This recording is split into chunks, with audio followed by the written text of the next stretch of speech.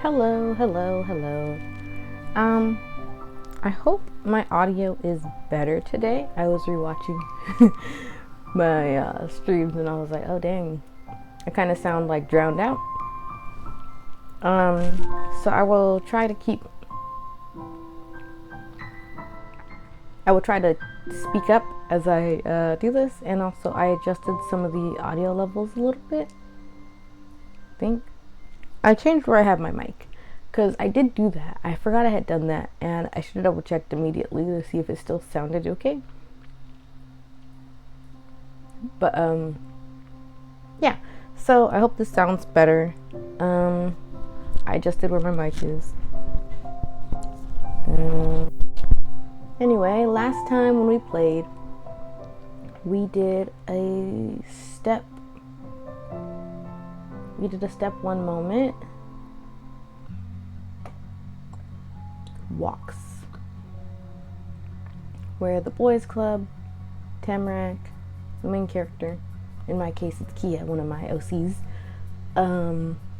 went out to find the special place that's in the forest that Chiu had mentioned on the way to school. And they all hung out and had fun. They played a game on a bridge with cashews, and then they all shared snacks, and it was nice. It was a nice afternoon that they had over the weekend. Anyway, next we will be doing step 1 wills. Step 1 moment wills, yep. And if there's time permits, I might start the step 2 preview. I don't know how long the step 2 preview will be though. So I'll either try to do the step 2 preview here, or I'll do one more stream and do the step 2 preview there, because I don't know how long it'll be. Because I don't want to like play part of it, stop, and then next time it was only like one more scene. But in the fall, the game's getting an update, which I think I mentioned, but I don't know if you were able to hear because my audio was kind of bad. But in the fall, the demo's getting an update, so there will be another step 1 moment. The step 2 prologue will be complete, and then there will be a step 2 moment. They said it's four times. 4 times I think they said, as long as a normal demo update. So that's exciting. And I can either continue playing as Kia or play as another character. We'll see what happens. Fall's not that far away, but yeah. The other thing, the other thing I was thinking is that I can play longer term games, but in general, and when I do though, I'll set a day for them specifically. So like instead of how I did this one was like every time I came on I was playing this game, I'll do it so like, let's say I play the other Our Life game, Beginnings and Always. I could play it just like on Mondays. Monday will be Our Life Day, and then maybe Tuesday, no, I don't think I stream on Tuesday. And then maybe Saturday will be a different visual novel. I have this one that I haven't finished because I'm indecisive. It's called Romance. The main character is asexual, but like still, you know, it's a yeah. So maybe I'll play that as well, and then maybe I'll have like a schedule. It's like, okay, come this day, we'll be playing this game. If we come this day, we'll be playing this game. And that sounds legit to me. And I hope my sound is legit. I won't find out for a little bit. Alright, here we go. I'm clicking on wheels now. Sorry for updates are important. Begin moment. Play the wheels moment. Yes. Step 1, wheels.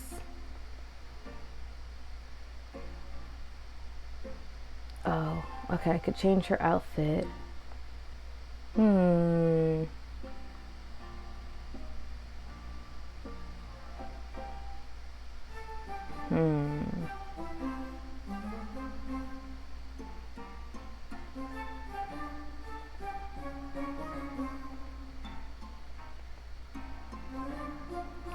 I was actually, I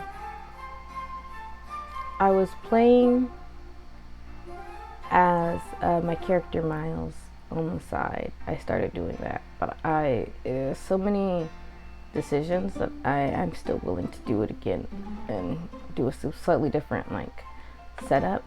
But I was thinking for him, whenever I do an outfit, I might just give him a different color hoodie, because he wears hoodies all the time, but I don't think he's particularly stuck to one color of hoodie. But also, then again, he does at one point have a favorite hoodie, but that hoodie gets stolen. And then he just has to wear all his other hoodies because he doesn't have a lot of hoodies. But that's like in his teenage years. But I think as a kid, he might just wear a bunch of hoodies anyway. I think he's kind of a hoodie kid. I can't tell. Like, this is like, I can't tell if it's like a frilly suspender or like a frilly overall. He has an overall girl. It's overalls. Well, also, if they're riding bikes, I probably shouldn't be putting her in something that's gonna have like a skirt anyway. So I think what I'll do is I will flip these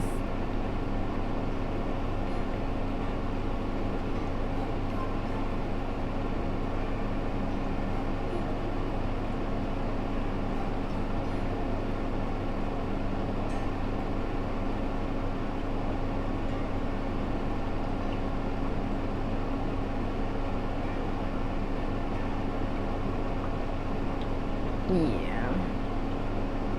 What color are her glasses right now?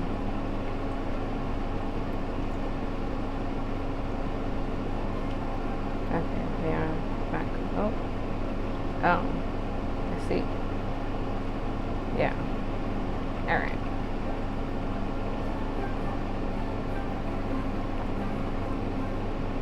Should I do something different with her hair? No.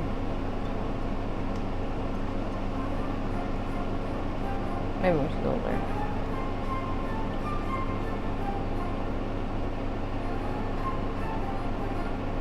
Maybe Sabrina would try that. Sabrina's kind of like more of a side swoopy type person with her hair, but her hair's kind of on the shorter end. So maybe Sabrina would have like this and then no back hair. It's really funny. Sabrina wasn't always going to be another black character. And then I was like, why not?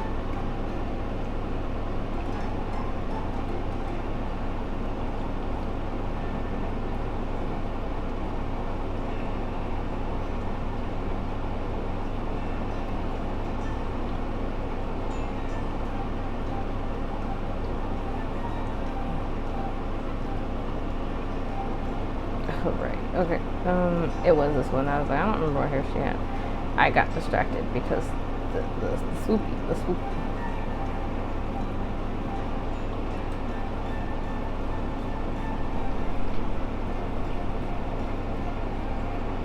Alright then.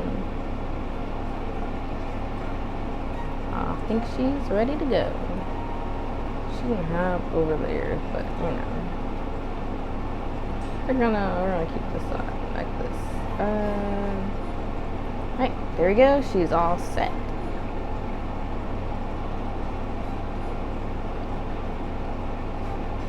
It was another cloudy Saturday in Golden Grove when three kids reconvened in the middle of their cul-de-sac. The moment had come to fulfill the promise you'd made to go riding around the park together. Baxter and Darren are gonna... Excuse me, sorry. Baxter and Darren were gonna meet you part way there again. Chiyu said so as soon as he showed up. And this time, you told your mama before leaving the house that you were going to be out of the neighborhood. She said to have fun and thank you for always keeping her up to date on your busy schedule. Chiyu narrowed his eyes. It intensified the spark inside them like a magnifying glass directing a laser beam of sunlight. The bridge in the forest was most amazing to Tamarack, but this was Chiyu's special thing. Let's go get our bikes. He added a bit more with a much softer humor. And Scooter. The three of you split off to your own houses along the curve of the cul-de-sac, each kid disappearing around the corner or through the front door. You got your bike and made it to the meeting spot without any problems. Tamarack and Chiyu weren't there. You were gonna have to wait. Standing there with a hand on the handlebar, and nothing else to do, you glanced over your ride. It filled you with confidence. Your bike was super cool. That made you smile. So cute and great, you loved your bike. You hated the thing. Mama decided you should have it when you didn't even want anything. Your bike was a reliable set of wheels. You'd had it forever, and it never let you down. Then you sighed. Your bike was ancient, practically falling apart. You hoped the other kids would like your bike. Your bike would get you where you needed to go. That was good enough. There was nothing else you'd ever want to use. You wished you'd never outgrow it. You were counting down the days until you got too big for it. There wasn't much to see, nothing fancy.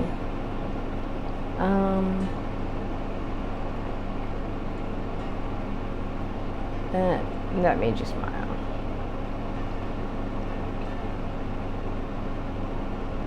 Oh, though it makes me wonder, for a character who doesn't have wheels, how would this go? Because not all my characters are gonna have, wheels. Kia has a bike.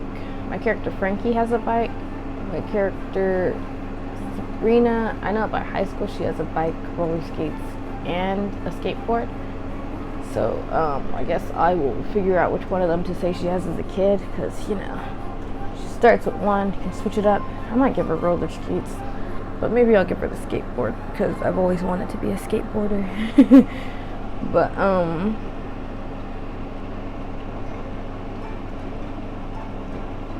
yeah, I wonder how this scene would go with a character who doesn't have any set of wheels, because Tamarack has a scooter, which was one of the options when you're picking out what you rode. But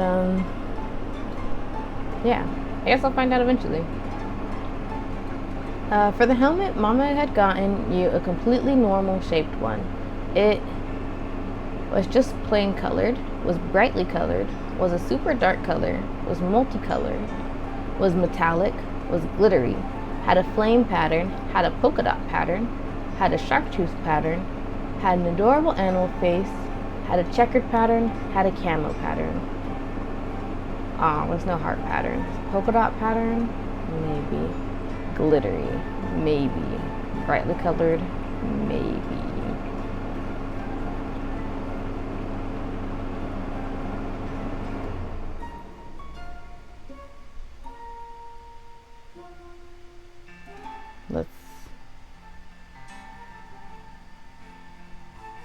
Let's go glittery. That was the new one. An older, plainer backup helmet was in your room. It was only a few minutes until the three of you were together again on the road with each of your wheels of choice. Chiyu rolled forward to be right between you and Tamarack, and to be the center of attention. His bike was his pride and joy. He bragged about it basically as soon as you knew him, and finally the day had come where he was able to show it off. It was exactly as Chiyu always described, black with silver splatters. The bike was polished to a reflective gleam that made the nicks and scratches it did have stand out. He'd used his wheels a lot, even though he'd taken care of it.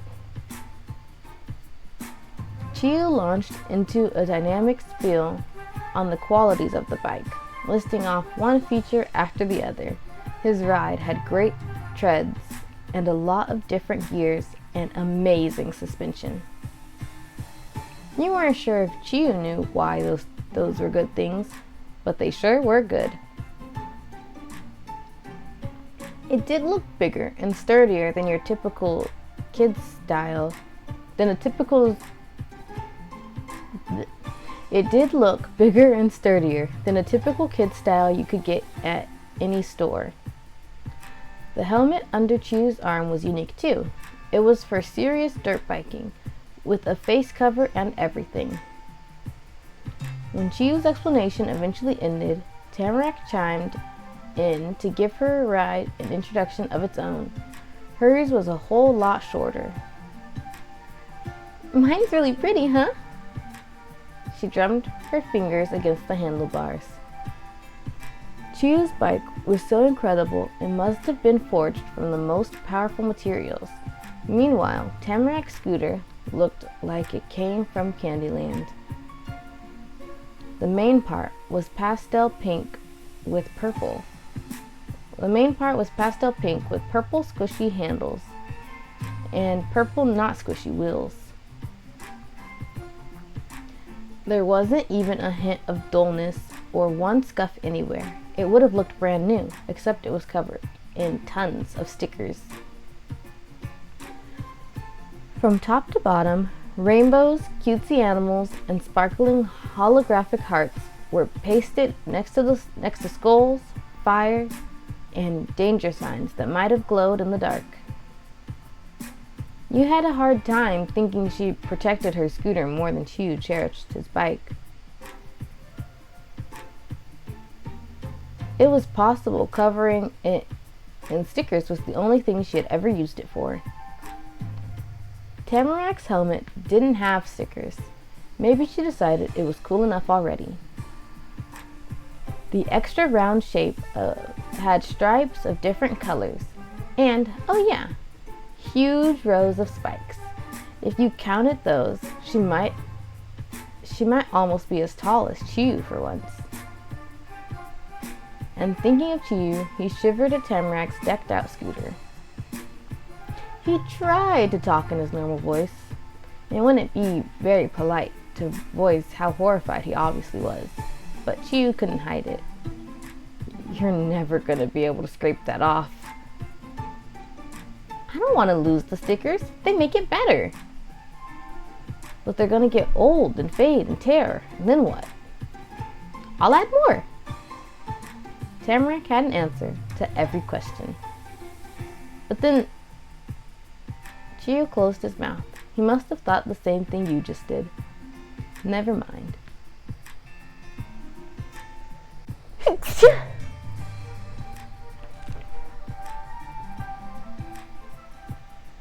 Your stuff is good, but mine is better.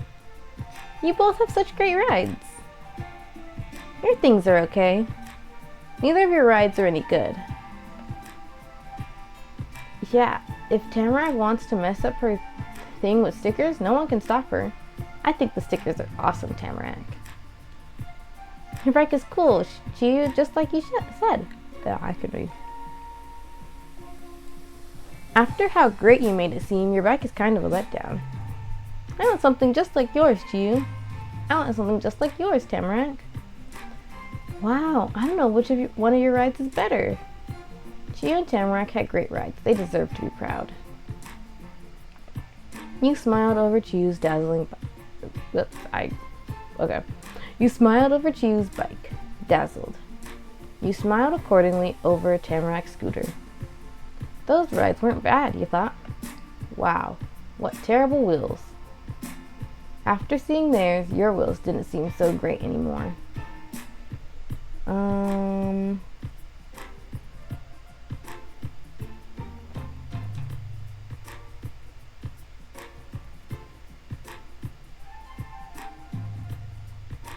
You both have such great rides. Thank you. Tamarack cheered. All that was missing was a horn, and she could have honked to punctuate her excitement. It would have fit perfectly, but that was more of a bike thing. You get it? My bike is the best. Chew's words came out extra eager. He'd been waiting for praise to come in. That was when the attention went to what you'd brought. Tamarack and Chew silently scrutinized your bike. They were gonna like it, you were sure. How could anyone not? Chew scrutinized it like he was a professional bike judge or something. It's in really good shape. I like it, Kia. It's gonna be really fun to ride together. And it's great to know I still have the best bike on the whole block. His words were genuine praise, despite him not being able to give them without a little teasing. But he didn't even point out the training wheels. I don't know how you're supposed to ride something like that. Tamarack, though, was 100% impressed. Then Chi refocused on being in charge of this trip. Okay, no more messing around. Let's suit up. The trio of the cul-de-sac kids strapped on helmets. When Chiyu got his bulky helmet on, oh, look at their helmets, that's so neat. He gave the thing a smack on the side of his own head.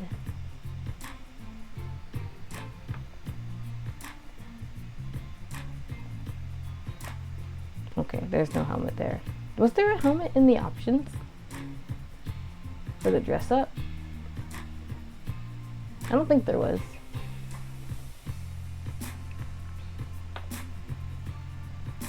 Was there? When Chiyu got his bulky helmet on, he gave the thing a smack on the side of his own head. He had to make sure it still worked, you guessed. Tamarack tugged tight at the chin strap, so it practically fused with her face. It would not be budging, no matter what happened. You were ready. You were not ready to do this for real, but it was time to go anyway. Nerves were creeping up your arms. Would you even make it all the way to the park? You were looking forward to meeting up with Darren and Baxter again. You were curious about what might happen. What would happen? You were just going along with things. Hopefully nothing bad would happen. Hopefully this wouldn't last all day.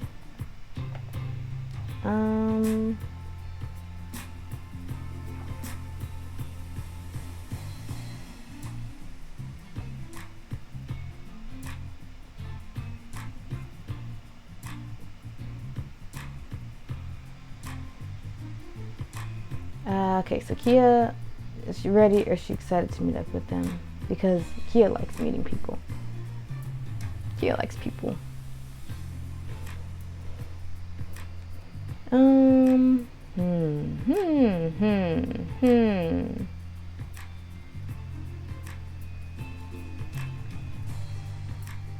let's keep her excited. The tiny expedition put sneakers to the pedals, shoes to the pavement, and you were on your way. Your neighborhood was behind you in a matter of seconds. The whole wide world was in front of you. With your wheels under you, you were free to go anywhere. I really am curious about what this is going to be like with someone who doesn't have a set of wheels, you know?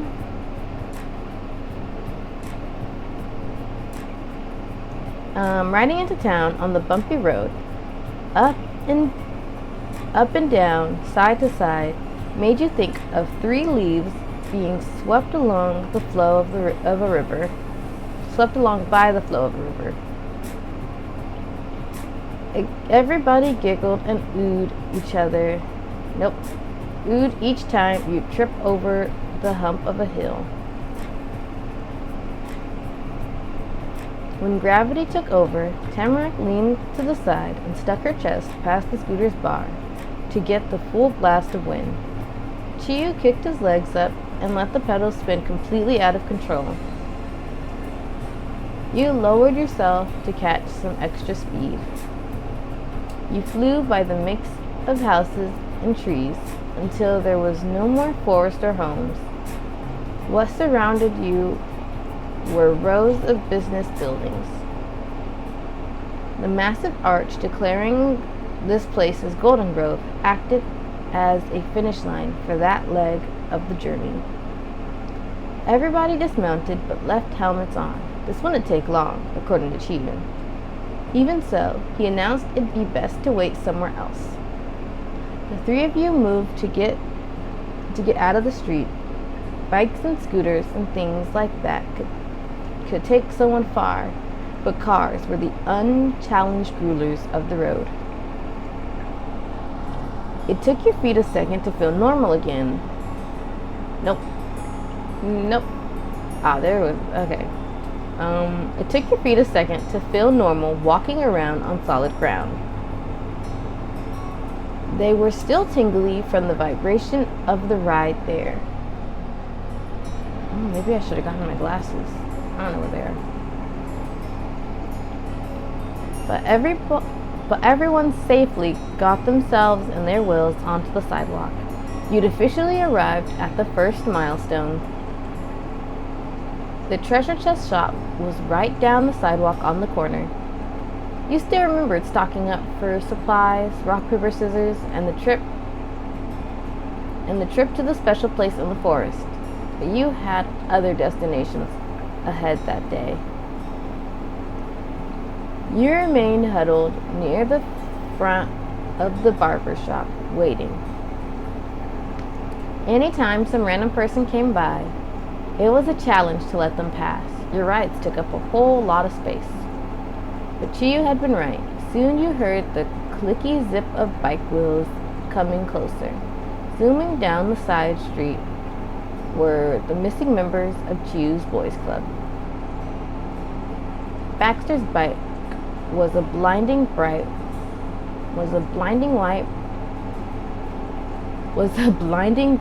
white on the body.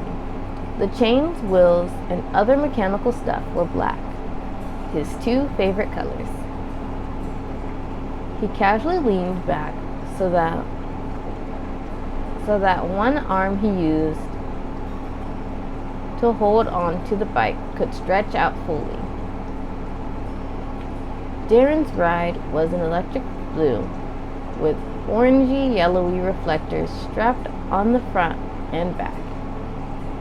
He lifted himself off the seat and stretched over the handlebars. The two had swapped their normal headgear with helmets. And the older boys looked kind of different in other ways too.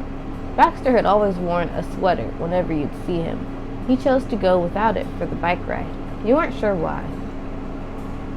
For Darren, it took a bit longer to realize what had changed, but you got it. He had taken off those fuzzy black gloves. You could imagine why Darren would do that. Chiyu whooped seeing them. He tried to wave and get closer, but keeping his bike steady didn't make it easy. The big thing did help make him easy to spot though. 1 second. I need my glasses.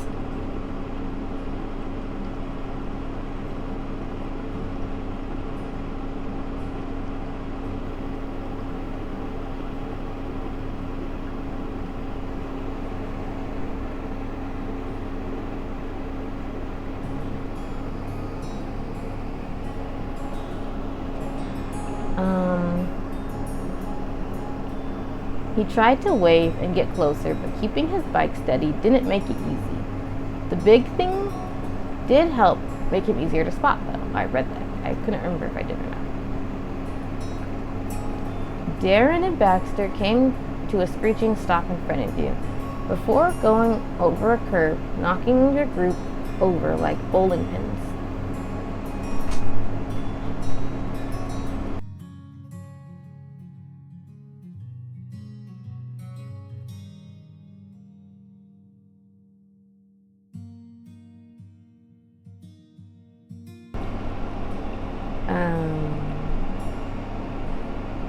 Hey. Hello. The whole set of them were decked out in smiles. After your first time out together at the bridge, it had to become a lot easier for those older boys to be around Chiyu's neighbors. Darren's attitude in particular had shifted. He didn't complain about it not being the boys' club at all. Hello! Tamarac's reaction was beyond just being curious or bored, like how she might greet any stranger who happened to cross her path. She did know those boys. It was nice, the way you could get to know somebody, the way things could change day by day. The tallest of those boys started to chat with his buddies. That helmet is pretty cool.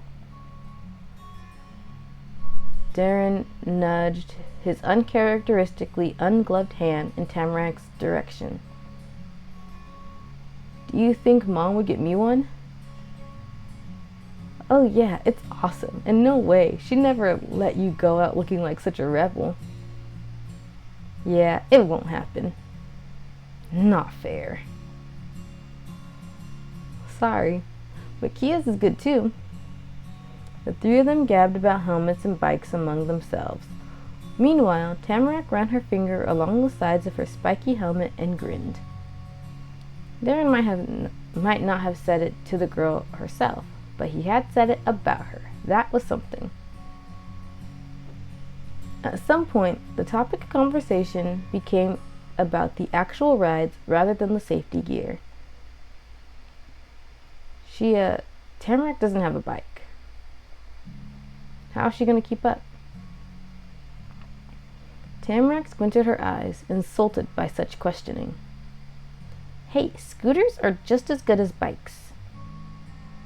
Darren couldn't meet her dark red gaze. He could only mumble out of one corner of his mouth. Not for going fast. Before Tamarack could disagree again, only for Darren to say something else she didn't like, Chiyu laughed. Wow, Darren, it's so nice of you to want to make sure nobody gets left behind. But you know, Chiyu slowly smiled while gradually getting higher on his toes until he was nearly eye level with Darren. I could ask that same question every time I ride with anyone else, because no one is as fast as me. Chiyu cut his hand through the air like he was striking down an invisible field of opponents.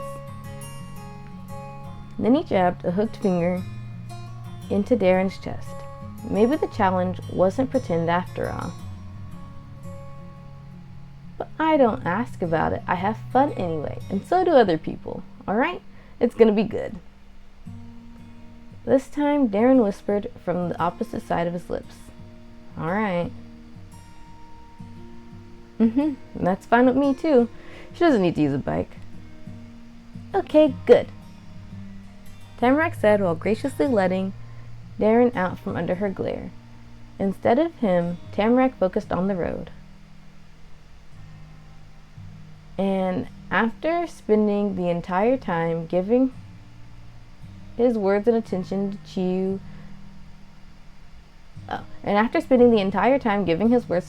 Baxter spoke directly to you and Tamarack. We're not going to stop again before we've reached the park. Yep, we're not sticking around this place. The proud scooter girl squeezed her squishy handles until the plastic morphed around her fingers. You were setting out once again. Chiyu led the way past Main Street and down multiple other streets you didn't know the names of. The boys' club took every sudden turn and bend. Excuse me. The boys' club took every sudden turn and bend as easily as they could go in a circle, though they never left Tamarack behind. In fact, Tamarack stayed as close to them as possible, forcing blind determination to match their knowledge of what exactly they were doing.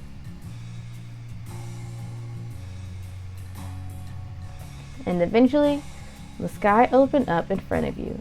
The buildings that blocked it out were pushed aside to make room for a forest living directly inside of Golden Grove.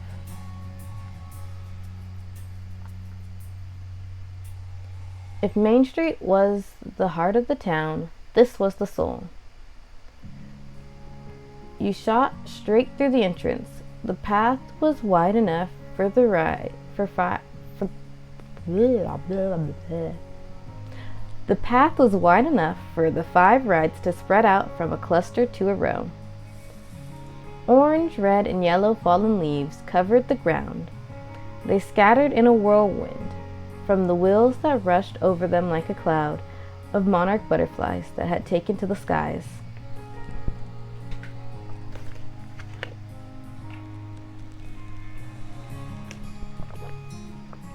The wind whipping past your ears carried a shout of exhilaration from Chiyu.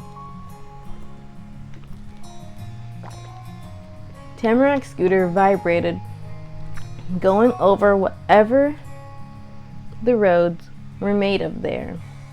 It was buzzing.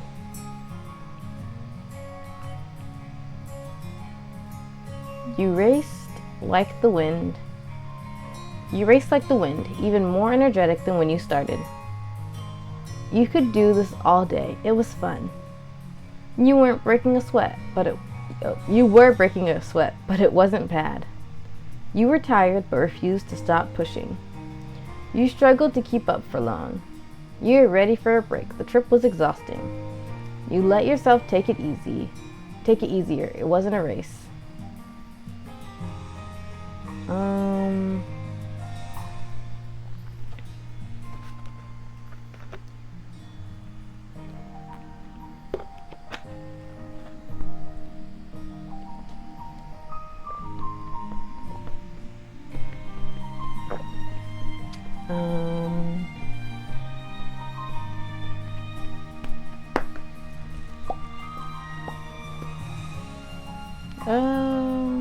I think you could do this all. It was fun.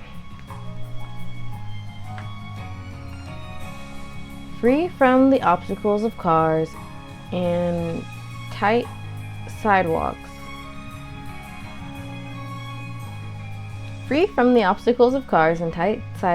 The boys' club pulled further and further ahead of Tamarak. Her scooter, with a single little leg pushing it along, just couldn't match the speed of double pedal bikes. Before Tamarak was actually left behind, Chiyu called out again. Brake! One after the other, Chiyu, Darren, and Baxter slammed on their brakes, coming to dramatic stops. It was exactly what the 2 older boys had done when they first showed up.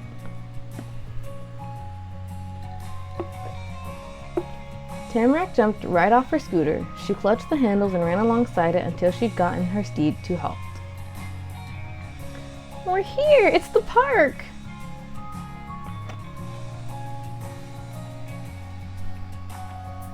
You were the last to stop, doing it the most slowly and carefully. Everybody climbed off their stuff. Everyone who didn't already do it, that was. And then regrouped in an almost circle. Chiyu's boys were at his side, and they faced you and Tamarak.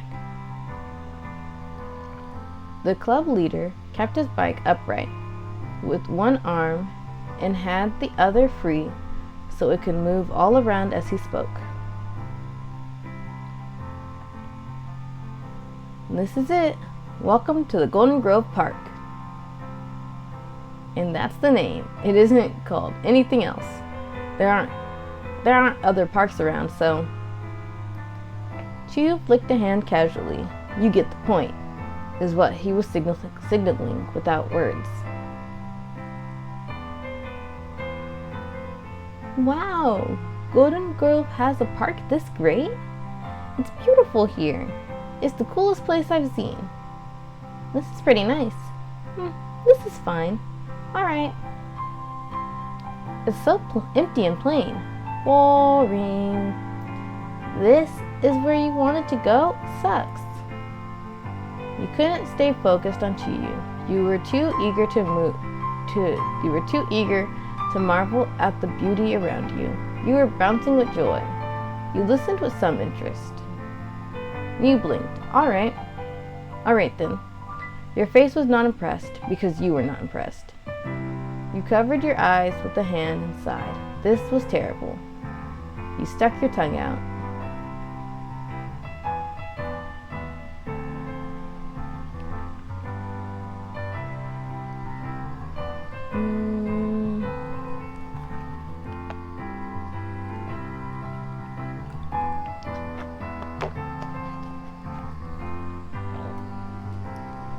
I always lean towards the more higher energy responses because Kia is high energy. But I was just thinking, actually, I wonder how I'll do Kia in part 2, because Kia is like high energy, but then there was a dip where she kind of got closed off. And I wonder if I should keep that in mind, like play these characters to where they were actually in my story, even though technically the story would have changed if they had these two friends growing up. But anyway, yeah, so she might be quieter in step 2 if that's possible. I guess we'll see.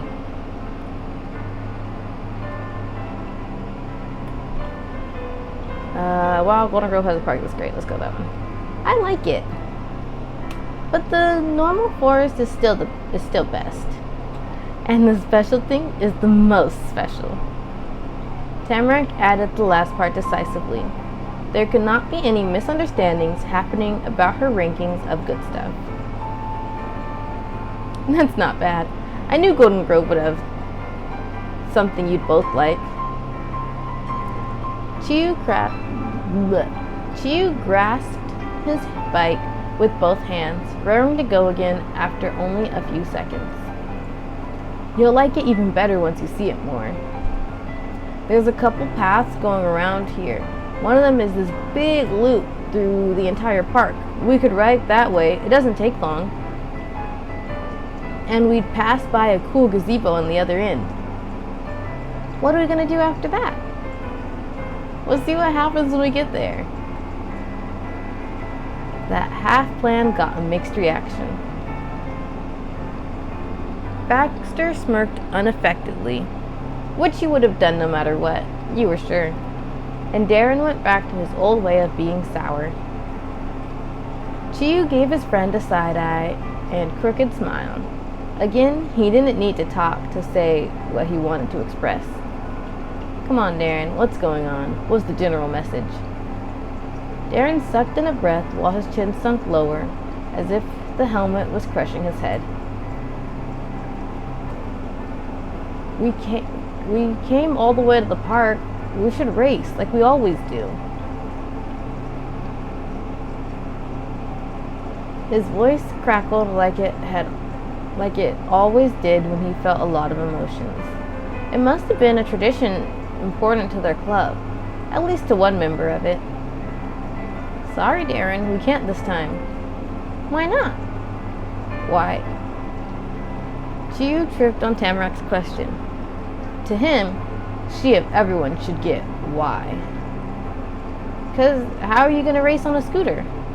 I don't want to race. Exactly.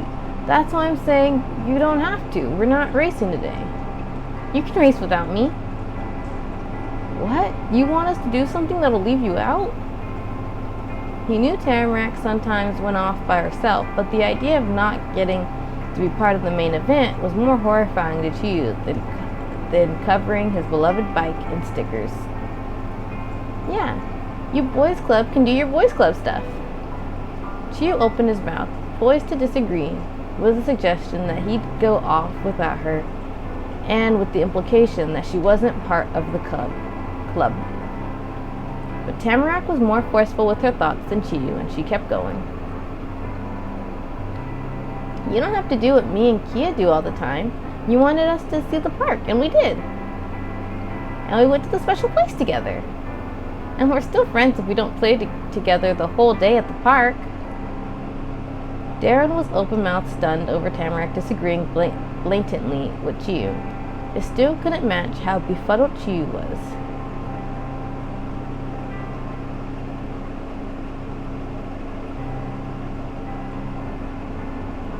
I want to race. I'd race if we were doing that. Hey, Chiyu is being nice, but it is okay to not always do what other people want. See. Kia's not fully there yet. I gotta write Kia's just a backstory story. That's what I should be doing. I should write a story that is just Kia's backstory. Yeah. Just pick something you want to do for yourself one time, Chiyu. I think it'd be fun to stay together. I don't care if you and Darren want to race. You guys really want to break up the group? We came here together. You folded your arms and nodded with the others. Everyone could do different things. You gave Chiyu a reassuring smile. It'd be alright. You glared at Tamarack and Darren for pushing Chiyu too much. You glanced nervously back and forth between the different camps. You stayed out of that. You didn't care what happened. Well, this is hard, because now I'm like stuck between what is Kid Kia and what is Teen Kia. Because that's step 2 is like pre-teen, early teen. Because like Kia definitely in her teens was at the point where she kind of does more go with what everyone else does. But I do think like as a kid she's kind of like do, you know. But would she race? She might race if they were going to do that. So I might do the I'd race if we're doing that. Again, she is compromising.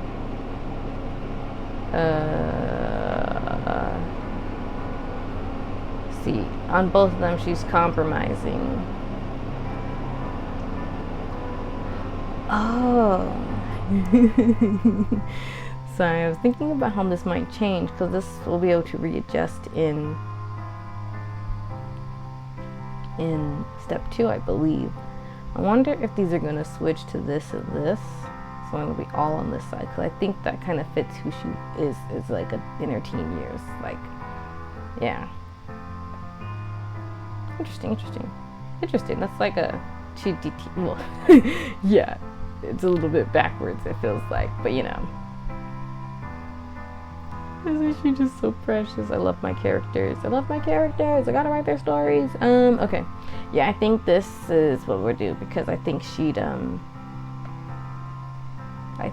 I'm trying to keep her, and keep in mind what she'll be like if she's going towards, you know. And so like, while she's more open about things that she wants, she also doesn't fully know the little details, but also she's also more willing to do what other people want, if that makes sense. Yeah, I hope that made sense. I hope I could be heard. I'd race if we were gonna do that.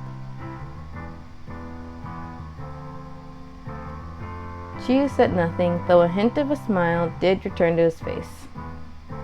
Darren's confidence grew. His chin wasn't hiding anymore. He lifted it. Tamara continued to fight for a race. It was a tag team effort, and her turn had come around again.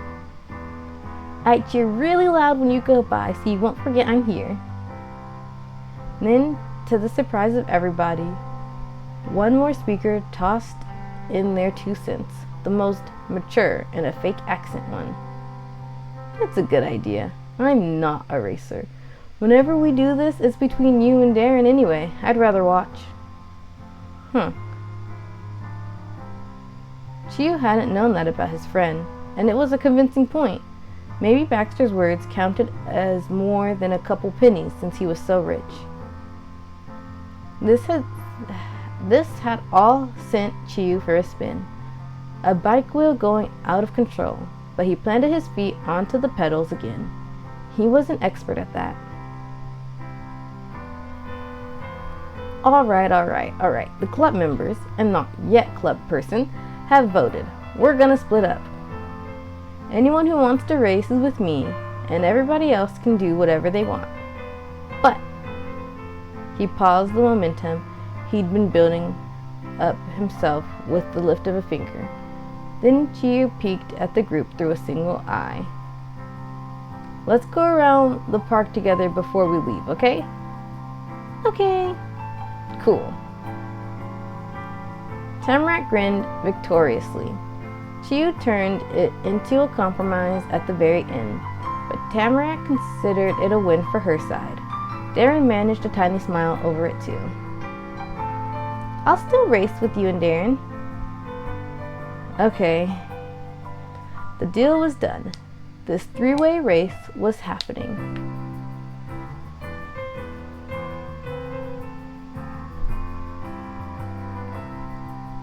You had a lot of experience and a ton of skill with your wheels.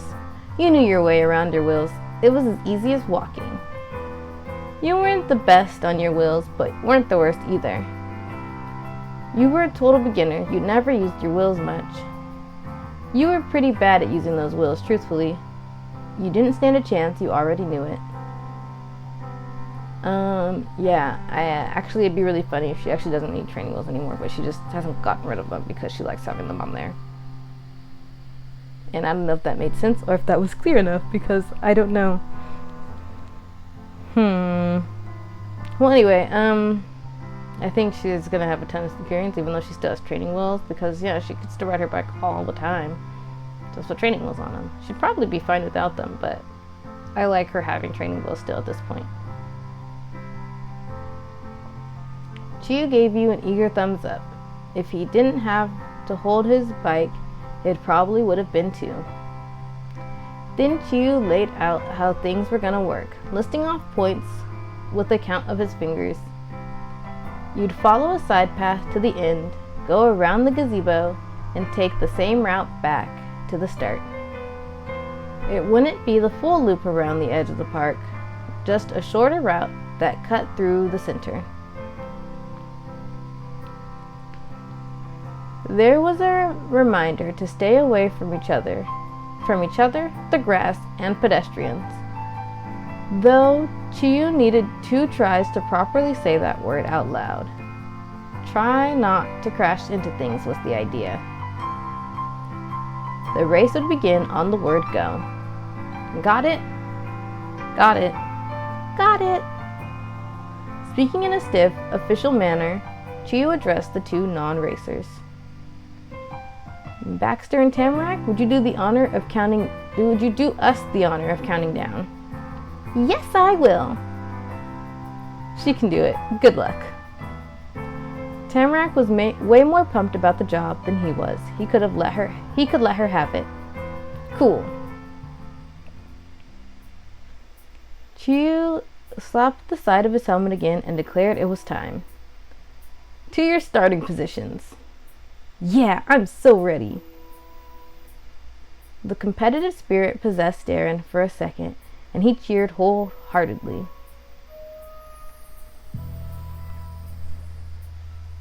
But it was left soon. Darren was a little embarrassed by the declaration. The competitors lined up side by side. Each one climbed onto their bike. Tamarack stood close by and slid her scarf from her neck, gripping it tight. 1, 2, 3. A moment of pure silence. Even Tamarack could show some patience if it was for dramatic effect. Go! She flung the cloth into the air like a flag. The race began with a whir of spinning wheels and scattering of autumn leaves. The 3 of you were off in a blink. The perfect row you started in held steady, at first anyway. Oh, the music got really loud. To me anyway. I'm just gonna turn down the volume a little bit. Hope that's still audible. You inched ahead of the other 2. You glance at the followers out of the corner of your eyes.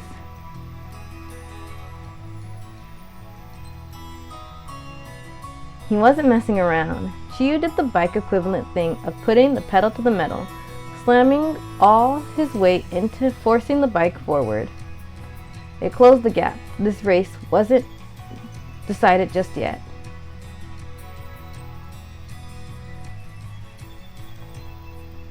This is great. Hey, may the best kid win. Look out, here I come. Woo! You silently pressed on. Your head was in the game. You enjoyed every second. You got close enough so Darren could see you make a face at him. You got close enough so Chiyu could see you make a face at him. You were giggling through rapid breaths. Yeah, okay, I think it's something on this page, but one of these two.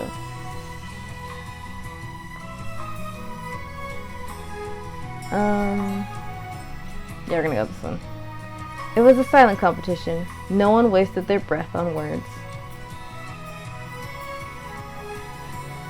Or should she have said woo? Wait. Yeah, I forgot that was an option. I know I like glanced back at the page and I forgot that was an option. I did consider that one first, so let's try woo because why? I don't know, because I felt like it. Because I think Kia would say woo. Whoop.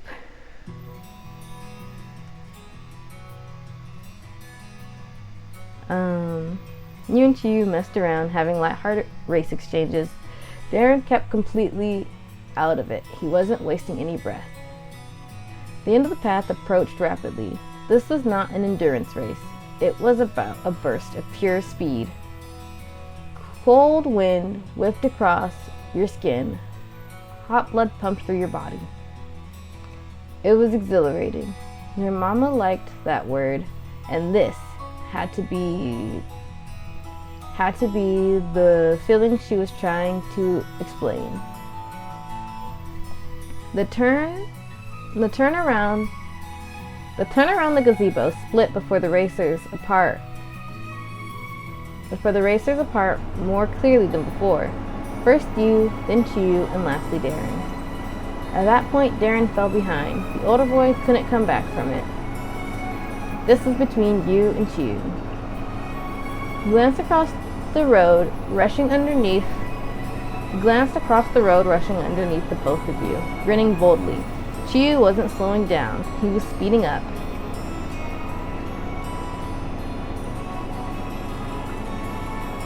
Alright then, you pushed harder, using every bit of strength in your legs. This wasn't gonna be easy, but you kept trying. You wouldn't give up. Oh no, you couldn't do the same. You kept the same pace. How? You were too worn out to even keep the same pace and began to slow. That was fine. You didn't try to get ahead. Who cared who won? Forget it. You didn't try to get ahead. You knew you'd never beat him. You were so distracted you lost your balance and you crashed to the ground. You were so exhausted you lost your balance. Distracted, exhausted. Okay, so you crashed to the ground. You were racing so hard your legs gave out. You crashed to the ground. That's funny. So this is like a section of this. These all will have probably a similar change in the story. Crash to the ground. And then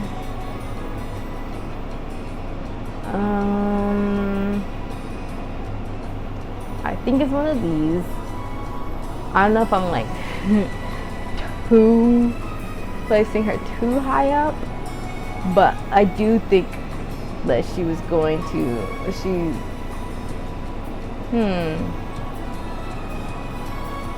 I don't know, I feel like okay, energetic, but is she fit? You know, that's the question, right? But I think this is the most her option. See, I'm trying not to like be too giving her everything, if that makes sense. But I also do feel like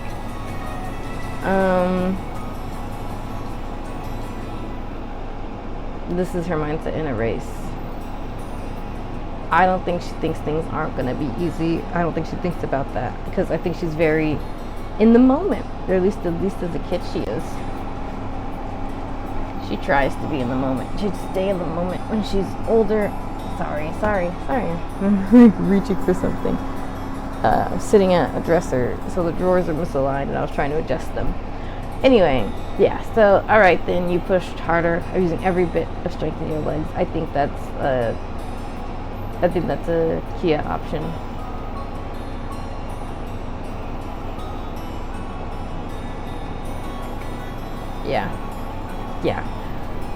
Yeah, it'll be different if it was someone else.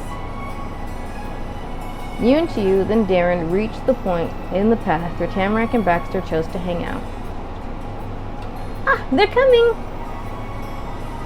Over the roar of the wind, Tamarack's cheers could still be heard. She flailed the extra long ends of her sweater sleeves. Tamarack kept her promise. Nobody could forget she was still there. Go, Kia, you can do it! Baxter gave a respectful round of applause to each of the riders as they blew past, no matter what place they were in. Then those two were gone.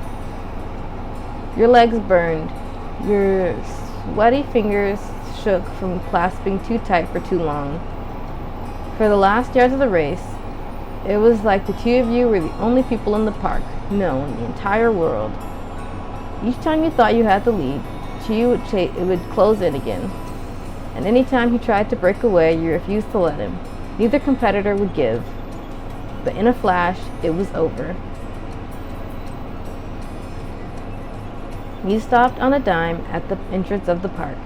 Chiyu slammed on his brakes right behind you. For the first time since this began, everything had stilled. Then Chiyu stamped the sole of his red left sneaker to the ground and tore his heavy helmet from his head as if getting off the bike the fastest was suddenly the new race. His head snapped towards you, but Chiyu was speechless. It was only by a little, 1 inch or possibly 2, but you had won.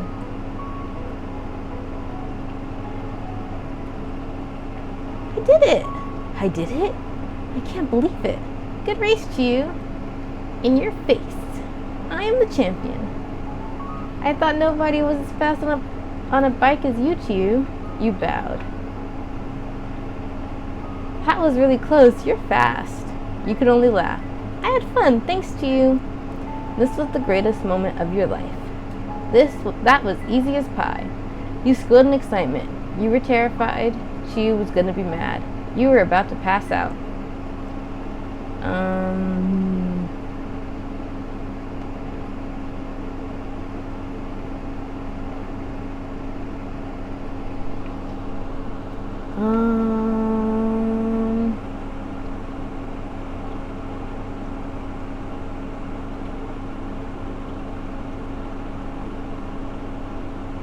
That was really close. You're fast. Wow. He burst with enthusiasm you never expected. That reminded you more of Tamarack than Chiyu. He was thrilled about not being first. Chiyu outright beamed at you. It was as if getting second for once was still a victory for him in some sideways perspective. I'll win next time, definitely. So maybe it wasn't that losing that made him happy. Chiyu liked having some real competition in town. The same went for you. It was pretty cool to find somebody who was almost your match. Darren coasted up from behind you and Chiyu, his legs kicked in the air, not bothering to pedal. His face was twisted in confusion. Kia won? She did. Chiyu proclaimed it boldly, without hesitation. But for Darren, that was a hard fact to swallow. Not only did he still lose to Chiyu, the new kid on the block was even faster than that. Darren cracked a small smirk, dropping his feet to the concrete. I really lost. We could do it again sometime. What, we? Did that mean you too? Definitely, that was the most fun race in years. I don't know if it was the most fun race. He mumbled into the collar of his vest, but didn't sink low enough to hide the corners of his mouth perking up. It was a joke. Darren was trying to make a joke. That was different. And so was him talking directly to you, and not directly to you, not about you towards Chiyu or Baxter. It was pretty cool. You're really good on a bike. Even though I'm a girl? Thanks for saying that, Darren. This was awesome. You weren't bad either. Well, if it's that big a deal, I might be able to race you again. Okay. Oh, okay. I thought it was a lot of fun too. Yeah, I've had tons more races you've teased. It was not the most fun ever, you said flatly. I am cool. You stared at the ground shyly. That made you feel warm and fuzzy. You scoffed. Who cared if he decided if it was good or not? You rubbed your eyes tiredly. You did not react, only stared at him without even blinking. You gave a friendly pat on the shoulder. He was a good opponent.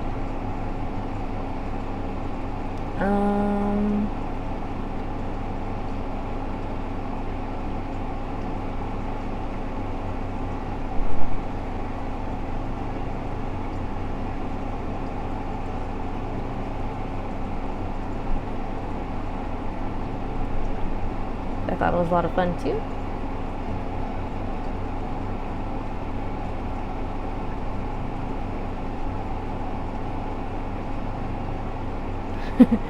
Darren clammed up. That was enough conversation for him, at least with you. Chiyu dropped in like a lifeline, rescuing you and Darren from an awkward silence. The words weren't empty filler, though. His enthusiasm was real. You said it, Darren. There's no challenge too tough for you, is there, Kia? It makes sense that you beat me. Spending the afternoon together, having a race against him, it made you think.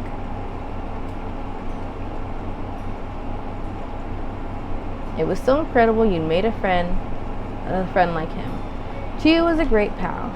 You liked him a lot. He was wonderful. You liked him a lot. How could this happen? You liked him a lot. Oh no, you were so embarrassed. You decided he could be your crush. Good for you.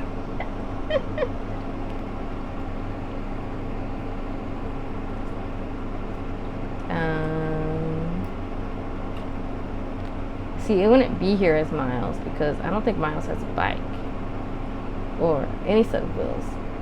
But if this choice had appeared, it would probably be this one for Miles or this one. How could this happen? You were embarrassed. I think yeah. But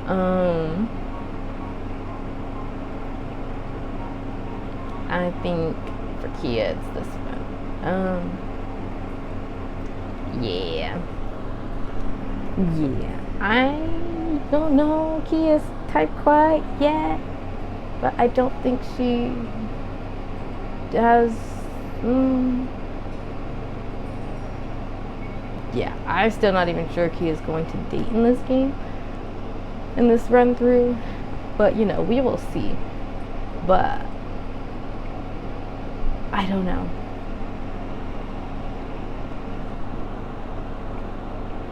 Oh, but does that mean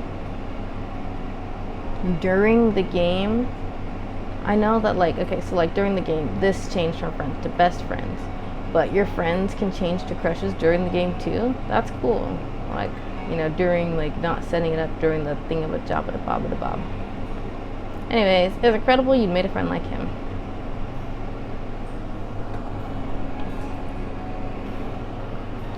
Tamarack bounded over. She'd left her scooter in the grass and was entirely unrestrained. Baxter leisurely followed behind. His hands were in his pockets, his bike propped against a bench. It kind of looked like a cute poodle.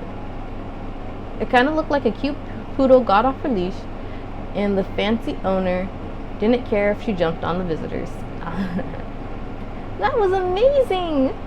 You were amazing, Kia. She would have said that no matter what, you were positive. Tamarack was your best friend after all. This didn't end in disaster. Chiyu innocently hooked an arm around Darren. Of course it didn't. What'd you expect? With its rider's attention elsewhere, Chiyu's bike slowly began to lean. Baxter silently pointed a finger at it.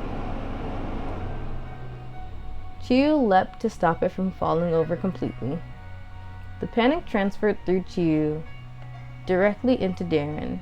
He instinctively reached past Chiyu to try grabbing the precarious vehicle too, but that just caused his own bike to start slipping. Oh! The two broke apart the hug to rescue their bikes in the nick of time. Chiyu and Darren sighed in relief, while Baxter chuckled fondly at his friends. Something like that was probably about what he expected.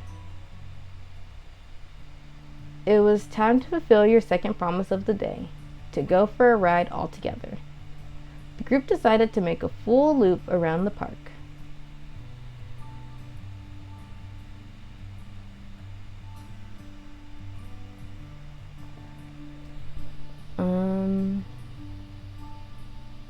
You're happy to get back on your own bike. You're tired and needed to ride with someone else. You thought this was the perfect chance to go for a ride with someone else.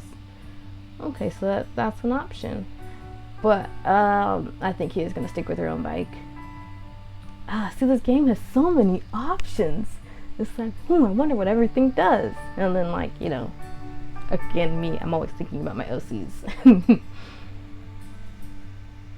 So I will be playing this again as different OCs.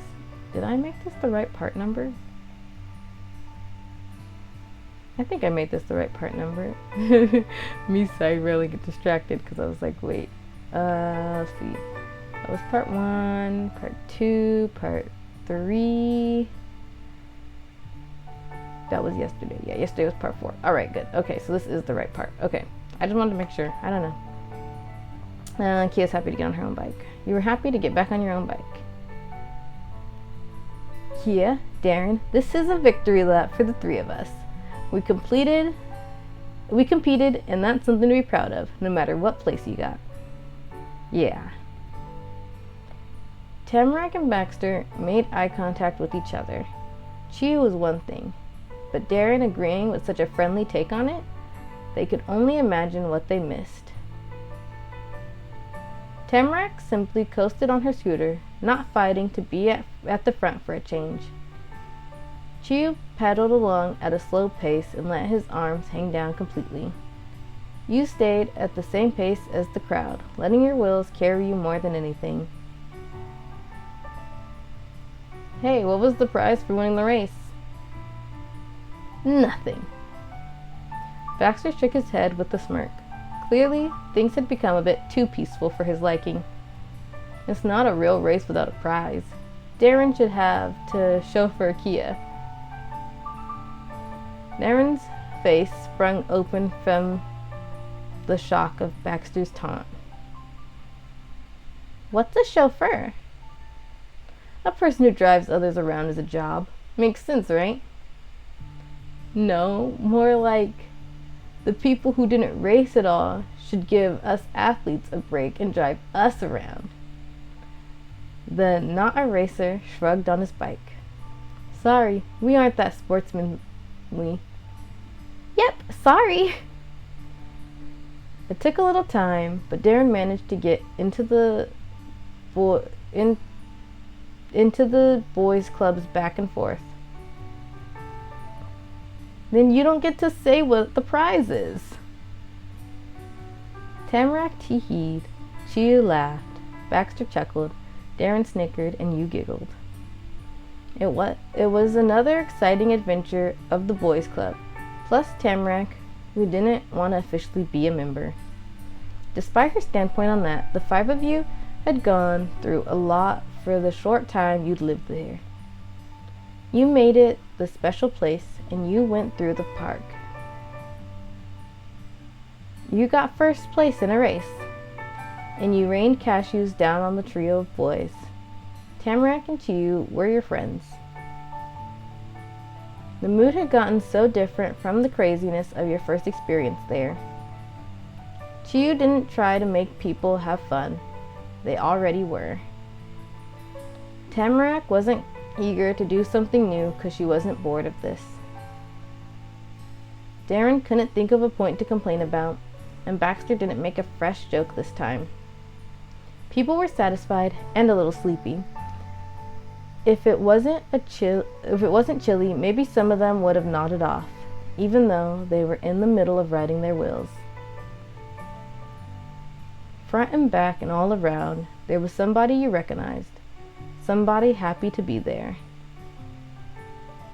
It was amazing you found that many people you liked that much. Round and round, the whole set went through the Golden Grove Park for as long as your parents had allowed it. I still like that it closes in a heart. That's cute. Okay. It's only been an hour, so I think I'm gonna start the step 2 preview.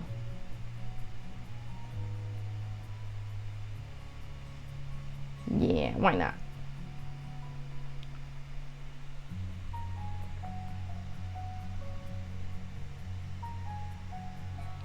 This demo includes a preview of Step 2. Parts of the preview will be arranged differently in the final game.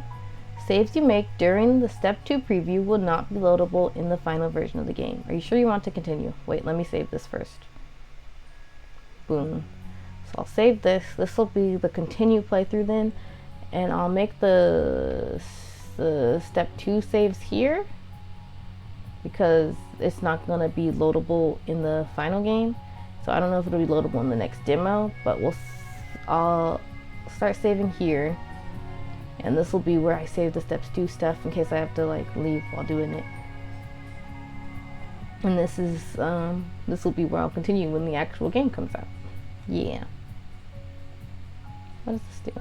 What does that mean? Upload sync. I don't know. Worry about it later. The air conditioning came back on, so I will try to make sure I'm talking loud enough. Okay. Here we go. Step 2. Let's see. Bum, bum, bum, bum. In between.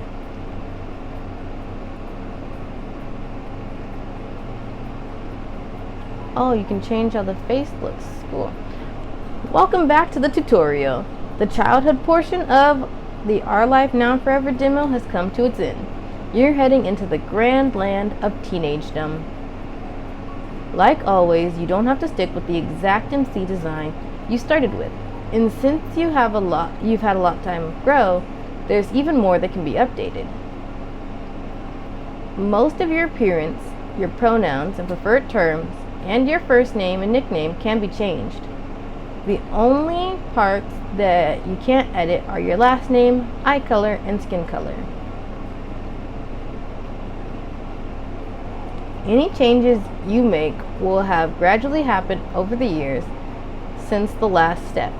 Once Step 2 officially begins, the people in Golden Grove will already be used to it.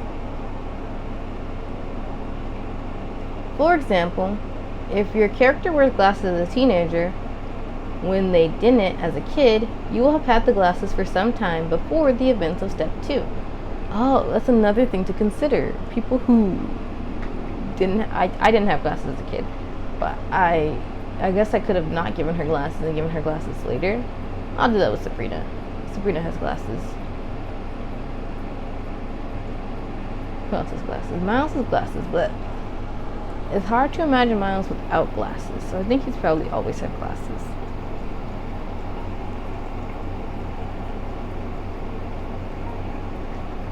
Wearing glasses will be considered a typical part of your character, rather than a brand new detail.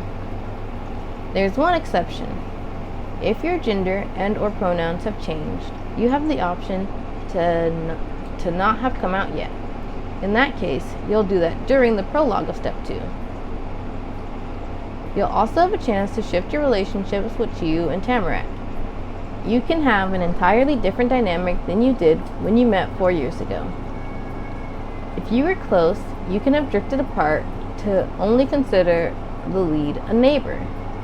Or you could have found one of them annoying, but now they're your best friend, or anything else. You and everyone else in town will remember however things used to be, or if nothing is different. Prior choices don't stop mattering just because the step has changed. When the game is complete, whether Chiyu and Tamarack are contesting, differing, or teamworking and such will also depend on past experiences you had together. In this demo, that doesn't happen. The system hasn't been built yet. Your relationships as neighbors, friends, and or crushes will not automatically change based on normal choices throughout the story. You can do whatever you like and still be close or distant from the leads. Now that it's step 2, the jealous over and envious of meters have unlocked on the dynamic screen. You can't use this element if you're at neighbor status with the lead. As a reminder, the jealousy meter does nothing but let you add an extra element of drama to your life. Jealous over means the character is protective of their relationship and time with the other person. They can get upset if they're not getting the attention they want. Envious of means they wish they had what the other character has. They can imagine someone else has a better life, is better looking, more talented, etc. And that makes the person unhappy. By default, Chiyu, Tamarack, and the MC will always be not jealous, which skips all that. You'll have to manually turn on the jealous/envious aspect for that kind of emotion to crop up. Lastly, Tamarack's and Chiyu's teenage designs have slight variation options. Both have 2 possible hairstyles, shorter or longer, and there are a couple accessories they may or may not wear. Right now, it's decided at random. There is also a customization screen for each character to manually change their appearance. In this preview, the UI is not final yet. In the completed game, the character's initial appearances will be influenced by their past experiences. And that's everything you need to know for this next step. And that's everything you need to know for this next stage of your life. We hope you enjoy a glimpse of growing into Golden Grove. Sorry, I read that while I was bringing the water bottle to my face. Let me reread it. I can enunciate. And that's everything you need to know for this step of your life. We hope you enjoy a glimpse into growing into Golden Grove.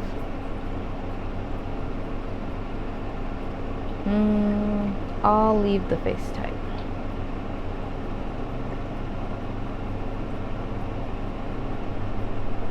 Right here, this is the part I've been talking about. Wait, okay, let's turn that off. Let me take off her bow. Where is her bow? Head accessories.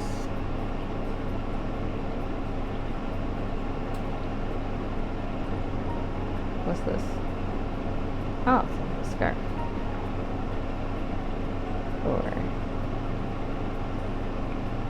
Anyway, okay. Hair's probably not actually gonna look like this. No,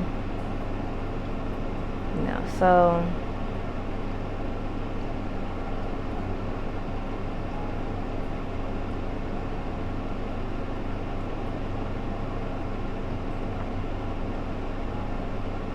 yeah, so I think she's gonna be kind of like that, because in my story, Kia got shy over the years. Wait, this changes? Oh, I see. Anyway, she got sort of shy over the years, so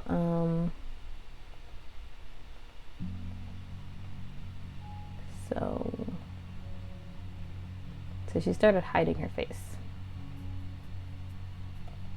I kind of imagined it like really short, probably like shorter than that. So I guess I could take off the back hair, but I don't know.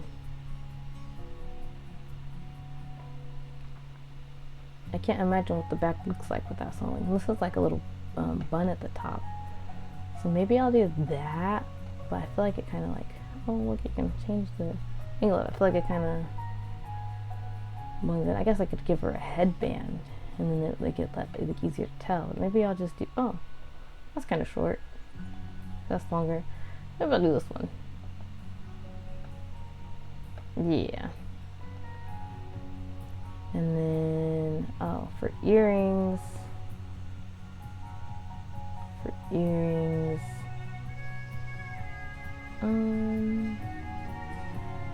I don't know. I feel like she's kind of less assuming now, you know? Like she gets,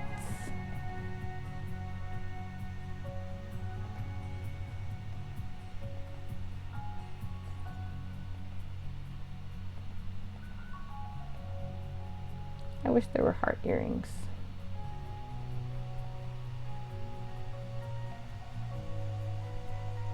Dear GB Patch, can you add a heart earring? She doesn't have any piercings there, but I think what do you call it? Oh look, there's other earring styles. Oh, I'm gonna have a field day with Sabrina. I think Sabrina probably has like quite a few piercings. Sabrina gives cool girl energy. Wait, so like, can you have both of these? Wait, let's say we're just gonna do this one and then earrings of this.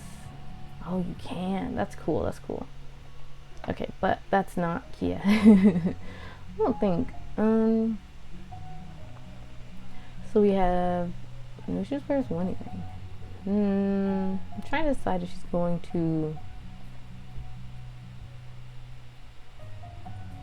stick with the ribbons.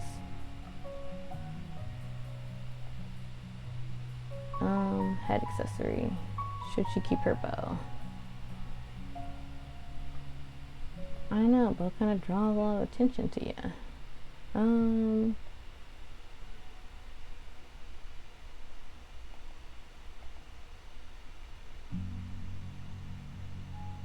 We'll do that. I already chose her earrings, and bandages. Bandages are the same. Extras. Oh, and then like freckles, acne. Oh, braces. I'm gonna give her braces. Yeah, she's gonna have braces because yeah. And then you could add in the scar. There was no scar beforehand. That's cool. I don't. Oh, that's the next scar. I'm trying to decide because my character Ty, I decided he should probably have a scar because he was in a car accident at a young age. I don't know exactly where the scar is though, you know. Gonna leave all those the same. Anyways, yeah, there we have her.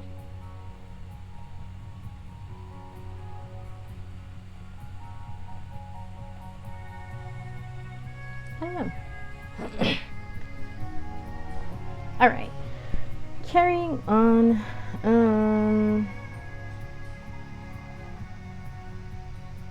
Oh, should I? Oh, right. I think I forgot. She did. She started hiding more. Oh, that looks really comfortable.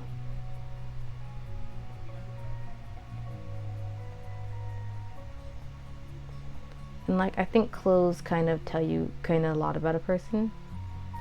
Where if they're comfortable. See, because these are overalls. You can't decide what kind of length the overalls are, but I think she might just be wearing like normal clothes now. Like not normal clothes, but like, you know, more like a t-shirt and jeans. Or actually no, I think I had in my head that she kind of wears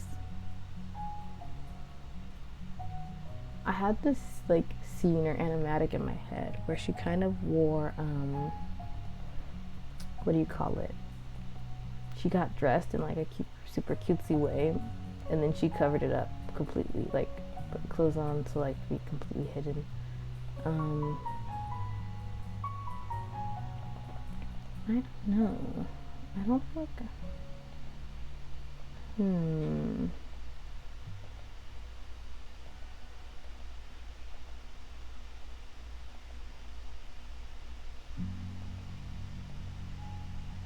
Feels weird to not have her in red, but also I feel like she should be in like a yeah.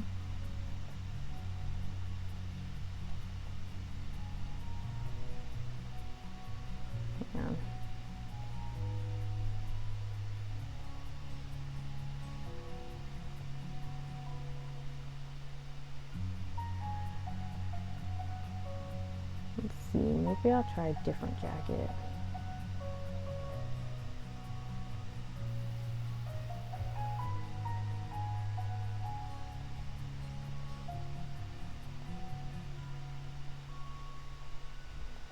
Oh, that's this cute scarf. Okay, yeah, we'll do that. And then her underlayers, let's say she's wearing a cute outfit, the really cute frilly outfit under, because I think she really likes dressing all cutesy and stuff, like overalls with like long socks and skirts and long socks. Oh wait, not skirts and long socks, that's paisley. Maybe they have a similar style. Anyway, oh, you know what? That is very paisley.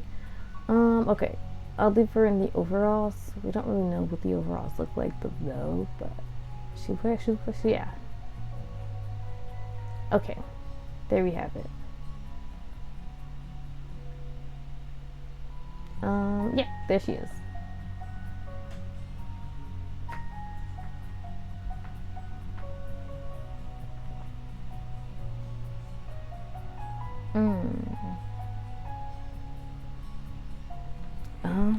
Should she have grown some? I'm trying to think, because I think she's close in height with Miles, but I think Miles is kind of short. But I know that, like, when you look up heights, short for a guy is kind of different than short for a girl. So I can't remember how tall Miles is. Somewhere between 5 and 5'6", somewhere between there. And so, I know 5 is short because I'm 5 feet. But, should I make her average?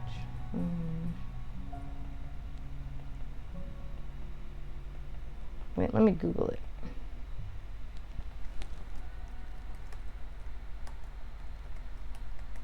Average height.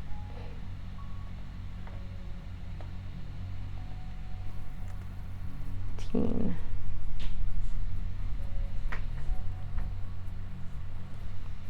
What's this? This is in inches. Oh, it's in inches, not feet. So average height is about 5 feet to divide by 5. 12. 60 divided by 12 is 5. Because 12 is inches is a full foot. You can't really divide 68.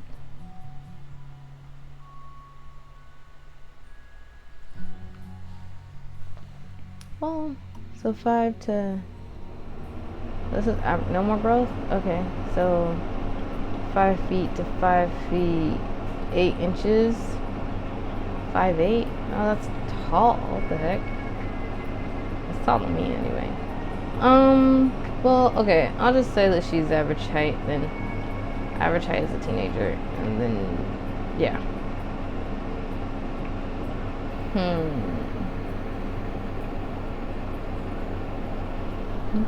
Medium.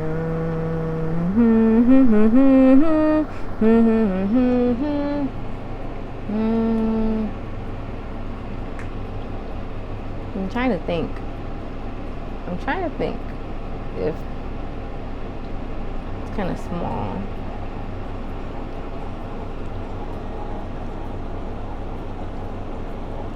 I think Leilani is the shortest, to be honest.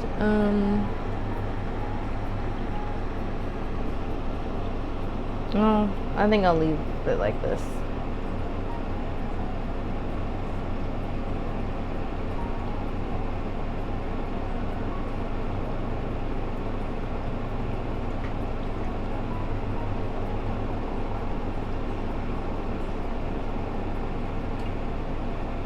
Yeah, I'm gonna leave it like that. Wow. I don't know, I like her hair. It is growing out, because it was a lot shorter before. I mentioned this because Miles' mom has fairly long hair. And when I play this, it's a little confusing because, like, the thing about Miles is that he actually has his dad's last name. So I put in Miles Rasa. It's like, wait, no, that is. I'm gonna keep the sticker. That's not what his mom's last name is, you know.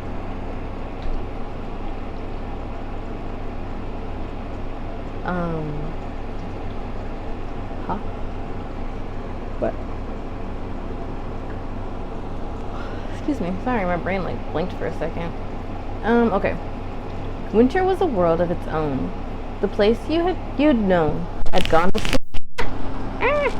Sorry. I got caught on the cord to the mic. Winter was a place of its own. The place you'd known had gone to sleep. Mama wished more than once that people could hibernate until spring the way bears did. Snow up on a mountain was worse than anywhere else in the state. It took hold of you whenever you were outside, trying to tug your shoes straight off your feet. In that season, the cul-de-sac kids got rides to and from school. Chu's mom and Granny took turns. They would take you in the morning and get you again in the afternoon. On lucky days, Mr. Lin would be the one who came at the end of the day, and sometimes your own mama could do it. Then there was one time there'd been a huge misunderstanding. The person who pulled up in front of your school was Mr. Bauman. It was a nightmare. That ballet recital thing happened. Chiyu stole the whole show. No one could follow along. It was like the other dancers hadn't been told what was going to happen next. Maybe they hadn't been. It seemed like Chiyu made some of those moves up. The other Mr. and Mrs. Bauman came to visit for the first time for their daughter's favorite holiday, Christmas. Her parents showed up in Golden Grove with bags over their shoulders and glasses on their faces. Tamarack looked just like them, and she looked miserable. They left after New Year's, only those two. Tamarack didn't go with her mom and dad. She stayed with her Omi and Opa. When that year wasn't so new anymore, you graduated elementary school. Mama brought you to the diner table to celebrate after your first day of middle school. She always did. The two of you eventually reached regulars status at that establishment. It helped that Yusuf, the friendly manager, became the new owner when the original one retired. He recognized you and Mama from the beginning. Yusuf had been earnest when he'd said everybody in town were basically neighbors. He might not have been next door, but you couldn't help getting to know him, as much as you could know an adult anyway. Days, weeks, months, the time took a rest on your shoulders, and they kept coming. A couple more years, and you weren't even a kid anymore. You emerged from a pile of torn off calendar pages as a teenager. Add 1 extra year and you graduated again. At 14, you were about to begin high school.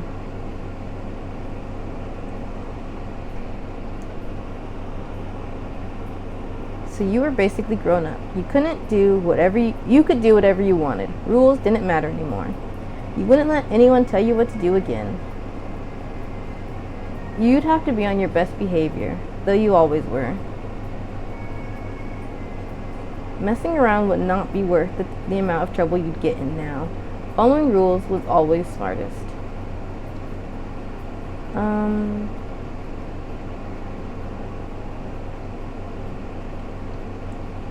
This one. Though I realized I could have left her hair similar and then changed it later when one of the dress-up options, probably. I don't know for sure.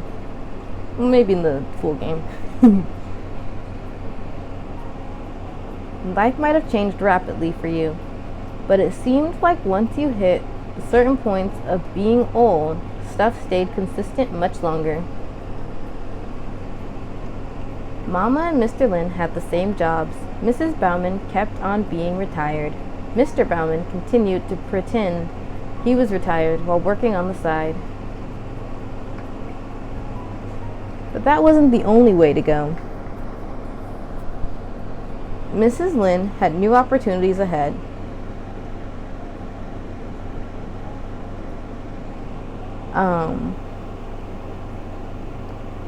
While her child prepared for 9th grade, she was getting ready to rejoin the workforce. You met brand new people as you got older, and you were granted more freedoms. Serenity, Bianca, and many other schoolmates.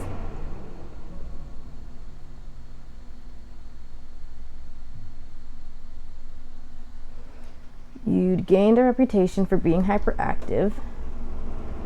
You'd gained a reputation for acting spunky. You'd gained a reputation for being gentle. You'd gained a reputation for acting polite. Okay, so this is a tough one. See, because canonically, Kia doesn't have a reputation. I mean, she's kind of like the weird one. So maybe hyperactive, but like she's also like, she moved several times in her youth.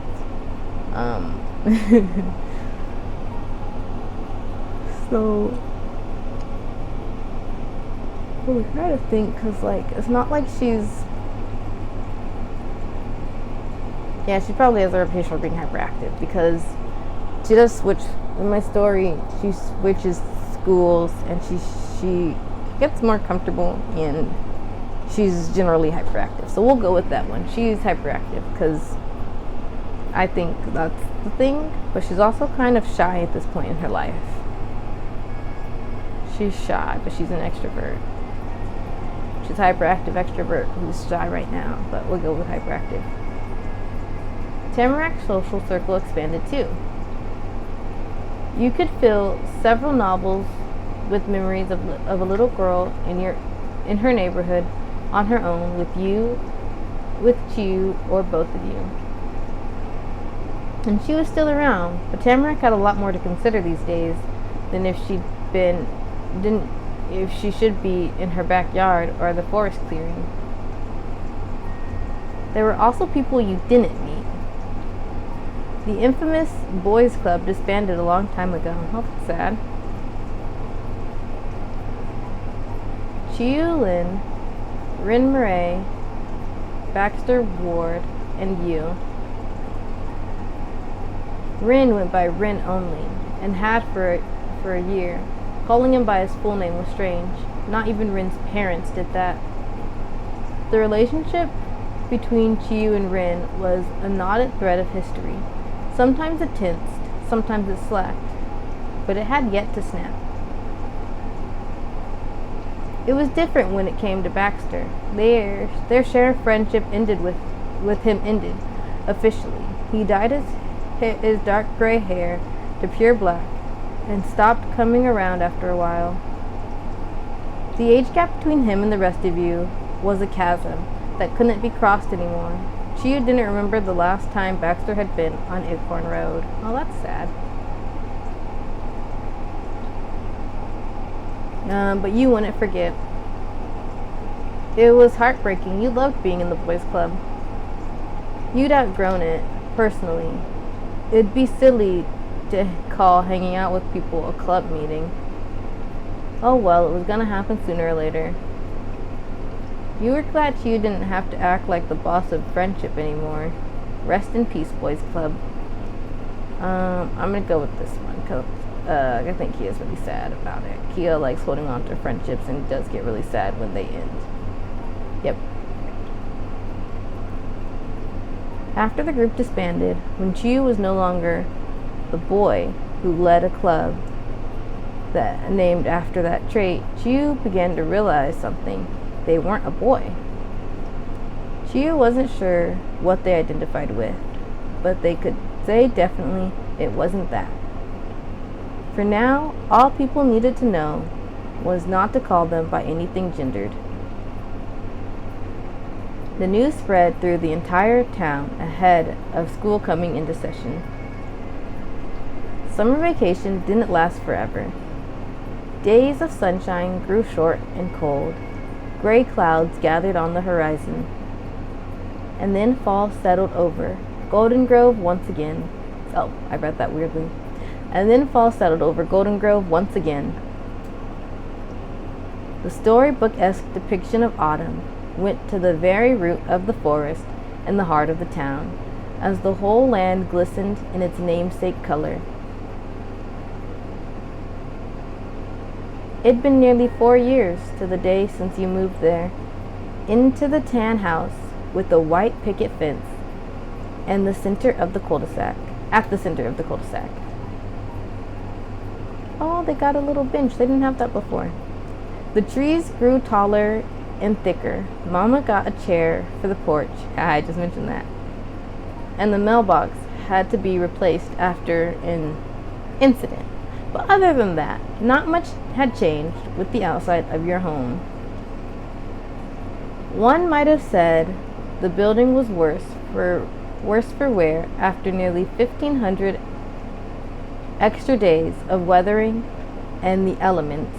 But for now, how old it already was when you got there, that was nothing. Nothing for a house pushing 40 anyway. Oh, it looks so warm and cozy in here. Warm as in like they got like nice and flowers and like the got cushions, blankets. 4 years of your life was closing in on a third. 4 years of your life was closing in on a third of your existence. And that first third you could scarcely remember, since you were a baby, and then a toddler for most of it. So it worked out that nearly half of the memories you'd made and kept were from right here, in this house, in this neighborhood, in this town. You'd live in this one place longer than anywhere.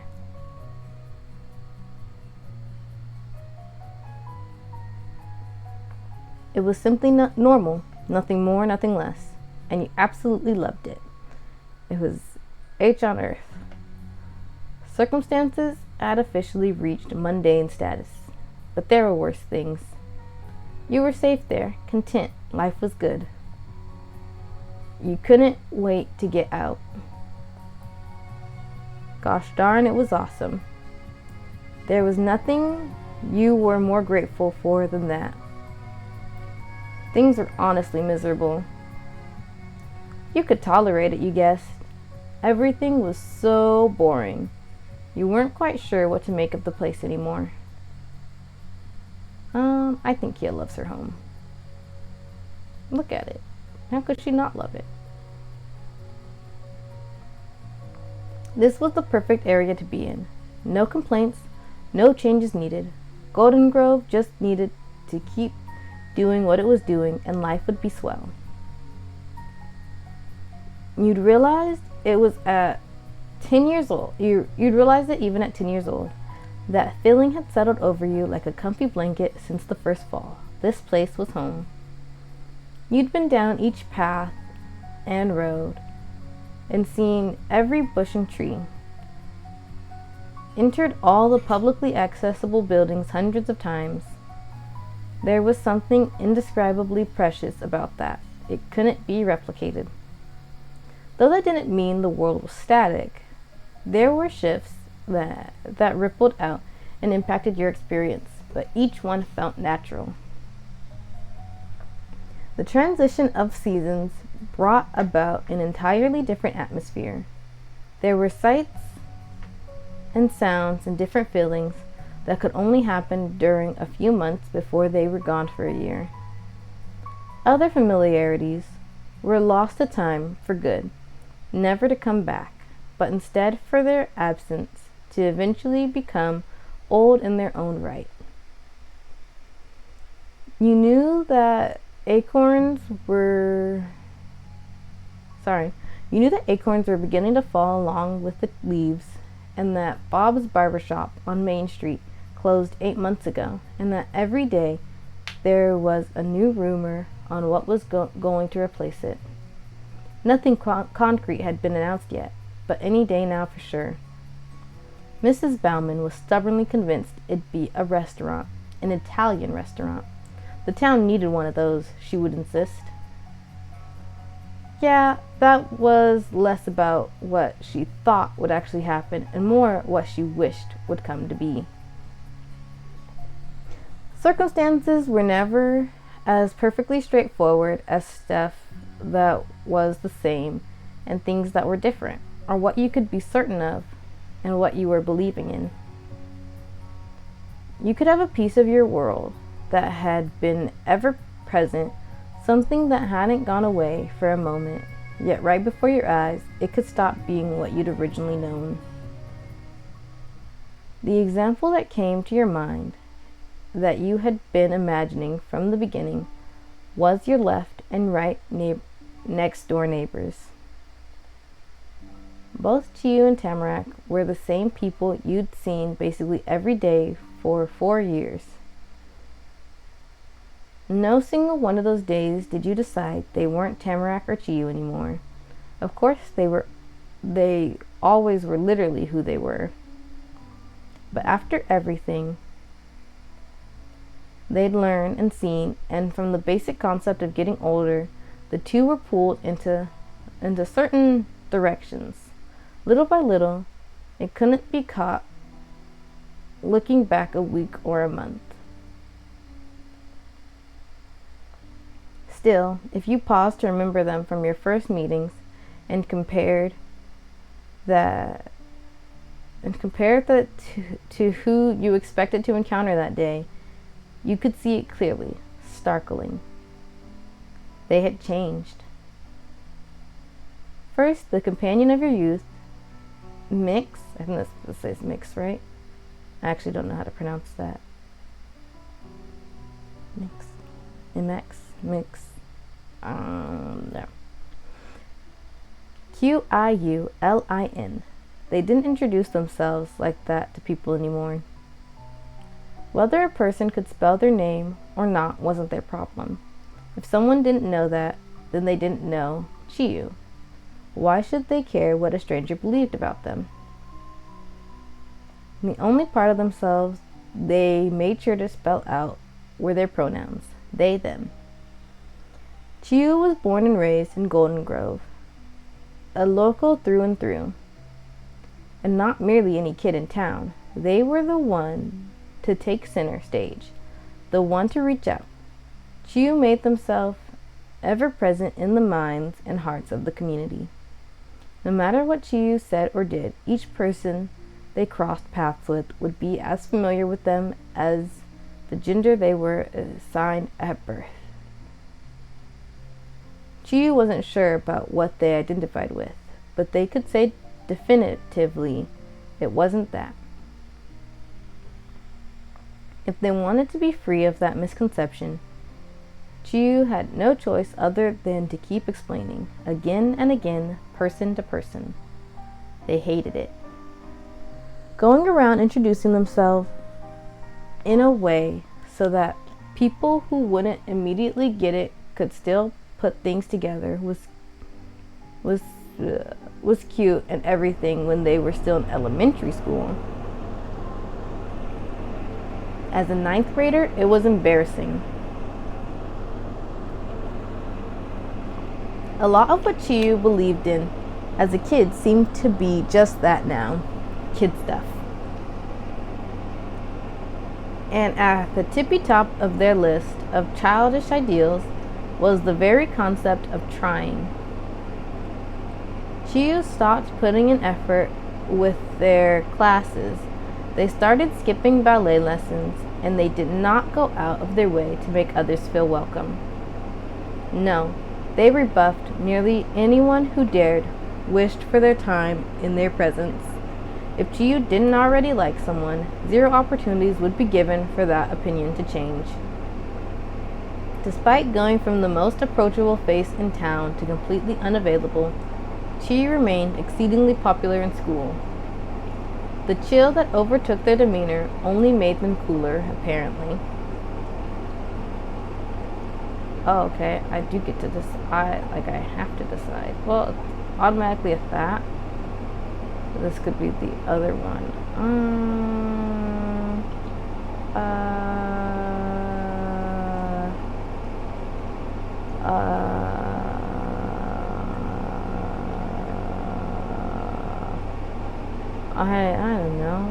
I don't know.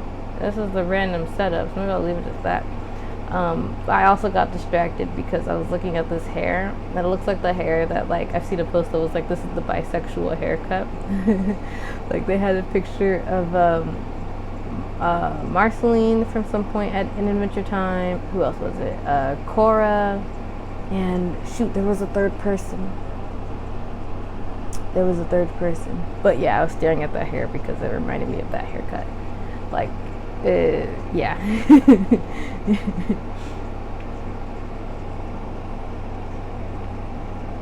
Starting from step 2, you can now manually set Chiyu and Tamarak's dynamics towards you, as well as your own dynamic with each of them. This includes newly available jealous meter, which will always begin as not jealous and must be manually changed if you would like to add those aspects to your playthrough. You can also choose one character to be best friends with. Only one person can be your best friend, but you can be platonic best friends or best friends while crushing on one another. Being best friends with one character signifies you have a closer relationship to them than the other character. It doesn't mean you can't be friends with or crushing on the other character, though. You can change best friends over the years, or even have no best friend at all. It's up to you.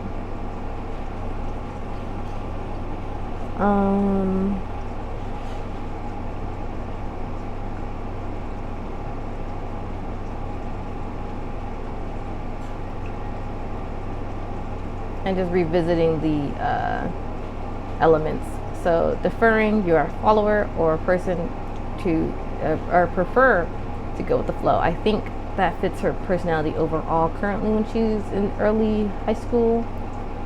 The way it is now, she probably doesn't change till the end of high school anyway. So yeah, so she's at this point in the way that Kia is in my story. So where she's more of a follower and quiet and just was like, okay, let's do the thing.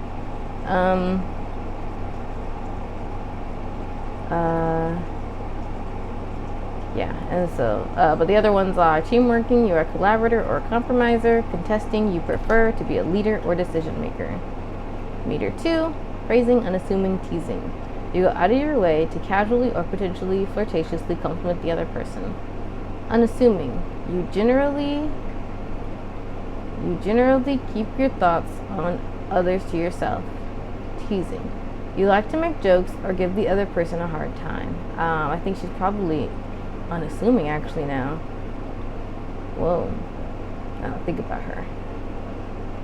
Oh, right. I forgot about the third one. Meter 3, admiring, accepting, doting. Admiring, you see the person as more incredible than most. You tend to see that person on the same level as yourself. You like to take care of or look out for the other person. Yeah, I think after this high school section, she's probably gonna be this to most people. So I guess the two leads. Wow, Kia has such a storyline. I should write Kia's story. Like, why am I writing Miles' story? I should write Kia's story. No. Okay, so she's probably gonna be this because I think she does like people who give her the time of day at this point. She's like, wow, they're so cool. They're so great. They're so kind. They're amazing. So she's probably going to be admiring. Oh, right. And now there's the fourth one. Envious of, not jealous. Jealous over. Envious of. You're envious of the life, appearance, abilities, relationships, etc. of the other person. Not jealous. You are not envious of or jealous over the other person. Jealous over. You feel discomfort if you think the other person likes someone else more or isn't spending as much time with you. Yeah, I don't think she's really a jealous person. I think she kind of is like, yeah, a lot of people spend time with me anyway if someone's not spending as much time with her.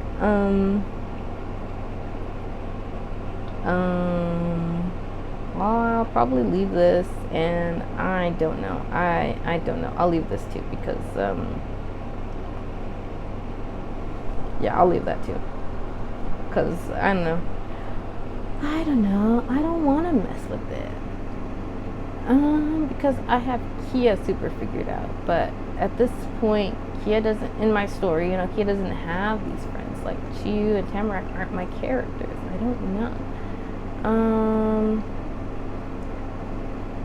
I could make them have fallen further apart like the rest of the boys club. But I think I'm going to leave it because I think, I think Kia kind of needs it. She kind of needs some friends. She kind of needs it. Friends is what helps her get through the rest of it. So I'm just going to leave that. And then I hope I'm audible. Deferring, unassuming, admiring. Yeah, I think that's where she is in early most of teenagehood. Yep.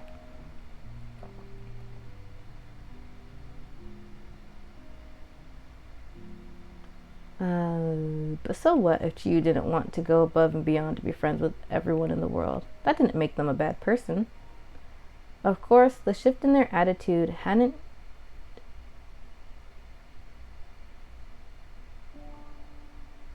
Oh, sorry, I was trying to think of everything I just said. I don't know why.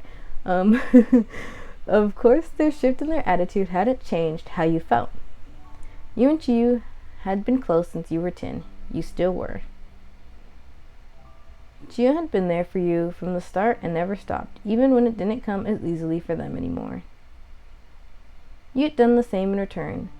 Chiyu knew they could rely on you. The small circle of Chiyu's fond familiarity encompassed you completely.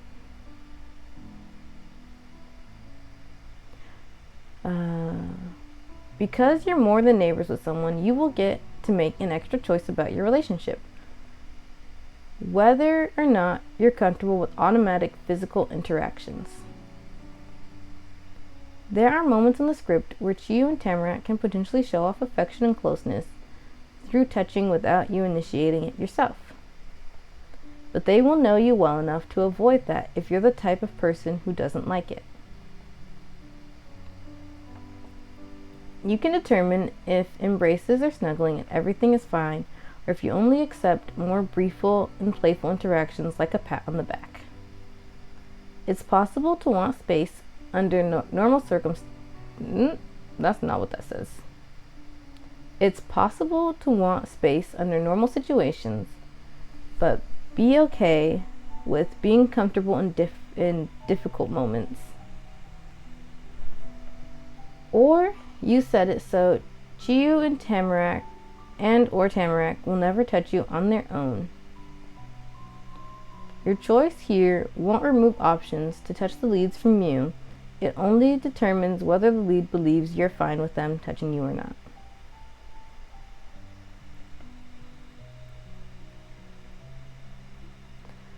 Chiyu was happy to drape himself over you completely. There was no reason to stay at a distance. It wasn't unusual for you and Chiyu being close. You'd poke and nudge each other and all that.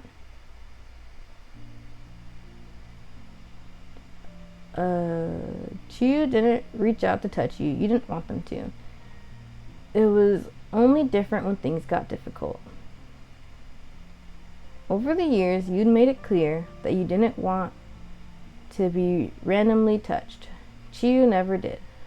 I think Kia is a very touchy-feely person, honestly. Yeah, because I think for her, she's very like easy to do that and doesn't mind people doing it back and forth with her. So I guess it'll be this one, because like I was thinking about my story, like she's automatically touchy-feely, but she had to like note that not everyone is, when in my original version of my script, because you know, she was meeting Miles for the first time, and Miles was no more closed off another time, and she had already gone through her arc. Yeah, so we'll go with I'm trying to remember how often she gave hugs and stuff though. But I think this one fits mostly in.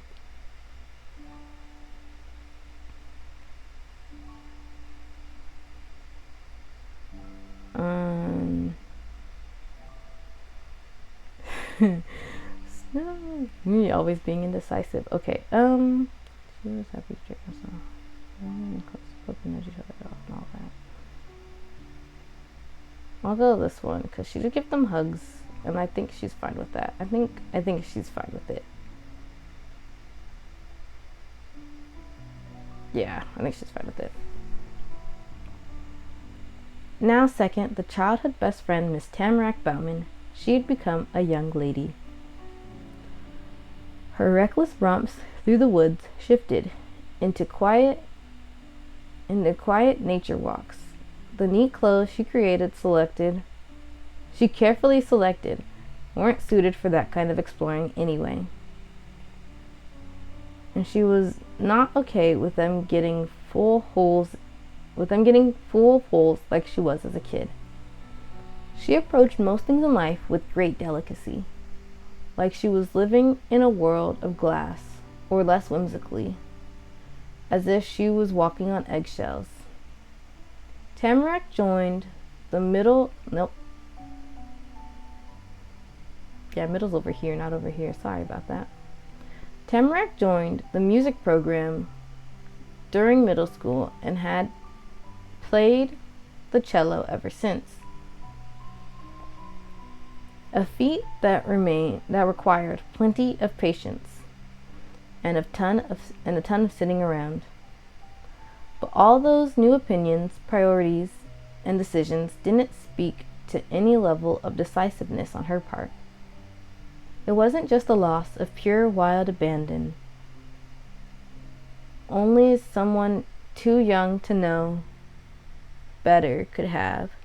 Tamarack didn't have a shred of the certainty she used to.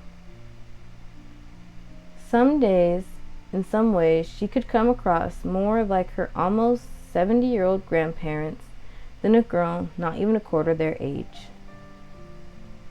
Then other moments, she'd lean into typical teenage priorities more than anyone else in her class, and neither seemed to make her particularly confident. What bits and pieces were truly Tamarack? Maybe all of them, maybe none. She hadn't managed to convince most people that there was a clear picture they could accept and understand as her. Probably because she didn't understand herself either, or she couldn't bring herself to commit what she did know. So 4 years on, and she'd yet to blend into the harmony of this close-knit community. If Tamarack was in a room, odds were good she'd be the least acquainted person there. Wherever she went, Miss Bauman carried herself with the presence of a visitor, never a regular.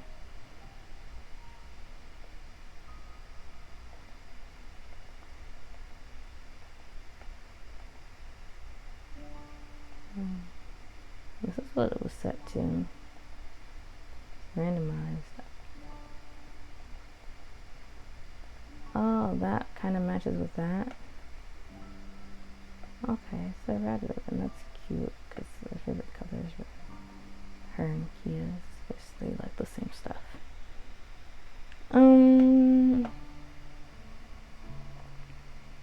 Yeah, that's what it was, so I'll just leave it.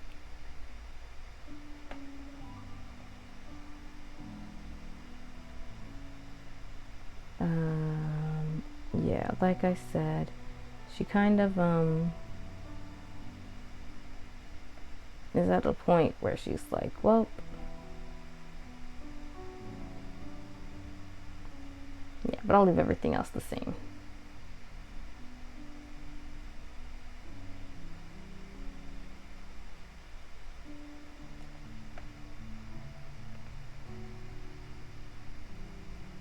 Yeah, because she's more shy, so she doesn't like talking as much, so she's unassuming now.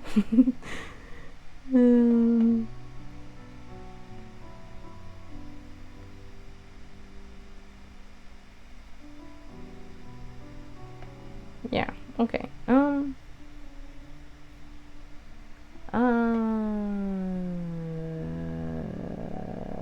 won't worry about it.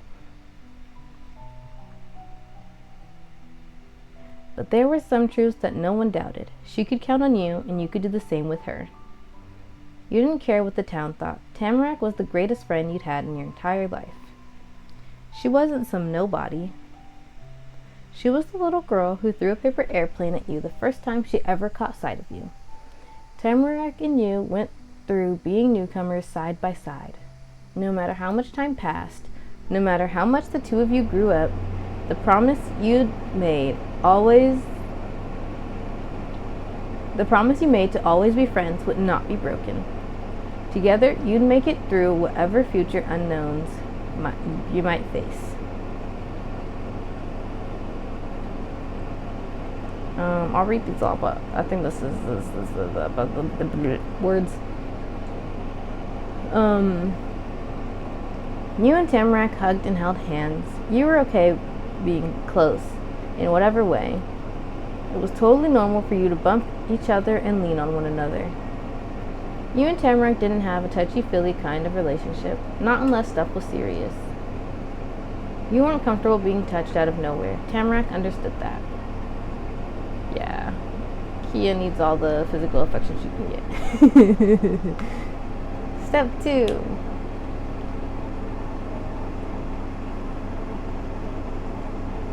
Anyways, that was sinking further into your psyche than you should. You decided, while shaking yourself out of a daze. You were at home, sitting on a lumpy chair that tried its best to be a shade other than tan, which it was. It needed a good lawyer to call itself cream orange or pale yellow. The building creaked without anybody doing anything. A ticking and talking tapped at the back of your head. I can read. The place you lived was sort of the third member of the Connolly family. It had its own way of being and long-time quirks, while still taking after the parent and sister it received. In the time you lived there, you'd added a few of your own nicks and scratches to the house. Some of the old furniture was replaced with brand new old furniture from the local antique store and thrift shop. You couldn't even try to remember which came from where. As Chiu once said, it wasn't like you could tell the difference between what was sold in those places. It was the same either way, ancient. Your wandering gaze went down towards the decorative branches in a vase, a cold fire of brown, red leaves, another sign of autumn. From there,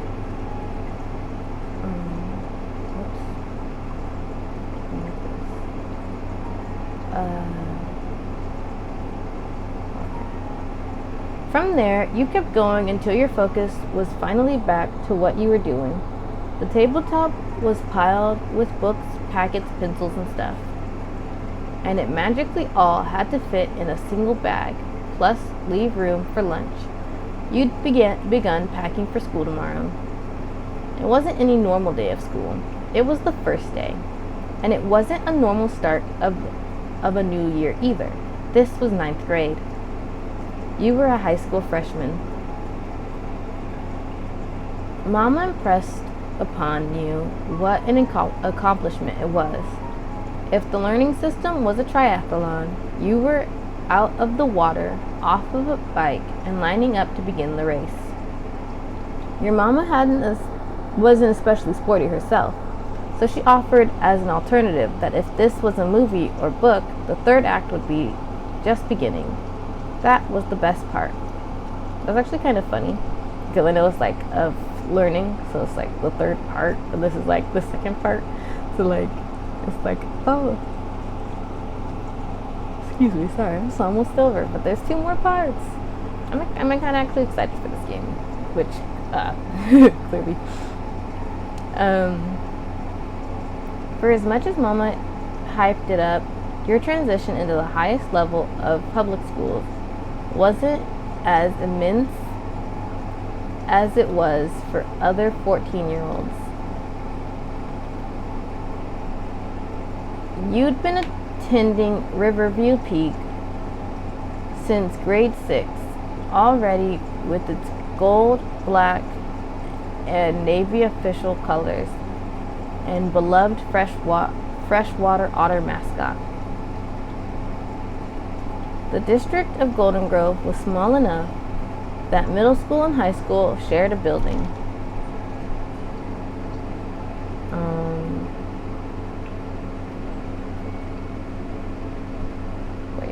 The district of Golden Grove was small enough that middle school and high school shared a building. Yes, okay, I get it. That was always a relief. You had your school, and you'd stick with it until real graduation. It was whatever. Riverview could have been better, it could have been worse. You felt good about that. You were well acquainted with those halls. Heck yeah, that place was a part of who you were. Go Otters.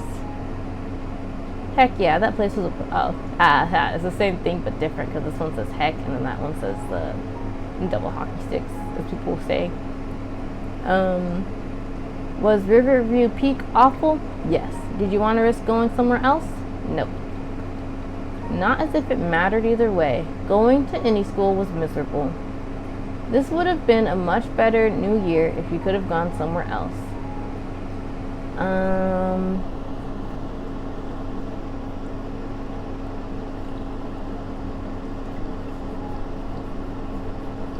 Yeah, I think she's got school spirit. Go Otters.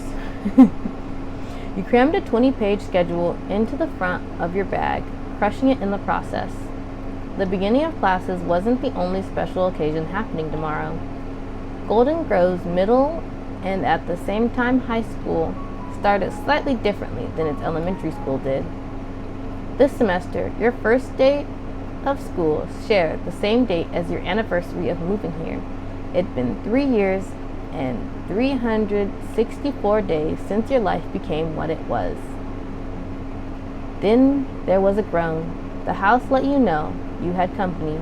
Mama came out from the kitchen. Ah. She kept some distance, staying under the opening arch of the room, and gave the side of her light-washed jeans a pat. Her shirt was a fall floral blouse. Ironically, she looked as fresh as a spring blossom. Good morning. Wait, I think I said that wrong. Anyway, Mama had let her hair get longer lately. Besides the trim every few months, it got to just keep growing. That was new, though she still wore real opals wherever she went. Right now, she was having a necklace moment. The stone hanging from her neck looked newly pried from a mine shaft. No perfect teardrop shape or flawless angles. It was natural. Thinking of her, who she was as a person, and who she was to you, you felt You were so lucky to having a parent like Mama. You loved her. She was your friend as much as a parent. Hanging out with Mama was fun. Things were good between you and her. You got along most days. The relationship you had was fine. You could manage coexisting with her. Stuff was not great when it came to living with Mama. You agreed about most things. Frustrated more often than not, sharing a space with Mama tested your, I gotta get off soon, I can't read. My reading's getting worse. Sharing a space with Mama tested your patience every day. Complicated. You loved Mama and couldn't stand her in waves, and sometimes simultaneously. That's a Paisley answer, or maybe a Frankie answer. Of course you loved your Mama, but it wasn't always easy to understand each other. Or maybe that's Frankie, that's Paisley, maybe, we'll see. Like the two of you were completely disconnected. It was sad, but you couldn't talk to Mama. Your Mama didn't get you, and you didn't get her, and it was best when you were apart. Maybe that's Frankie. That Mama flat out sucked. Just looking at her ticked you off. Same thing, but word different. Who knew? Not you, that was for sure. Okay, so Frankie might be on one of these pages, this page, or one of these two here, because he does have a complicated relationship with his parents. By high school, he does kind of like low-key. I hate them both, but anyway.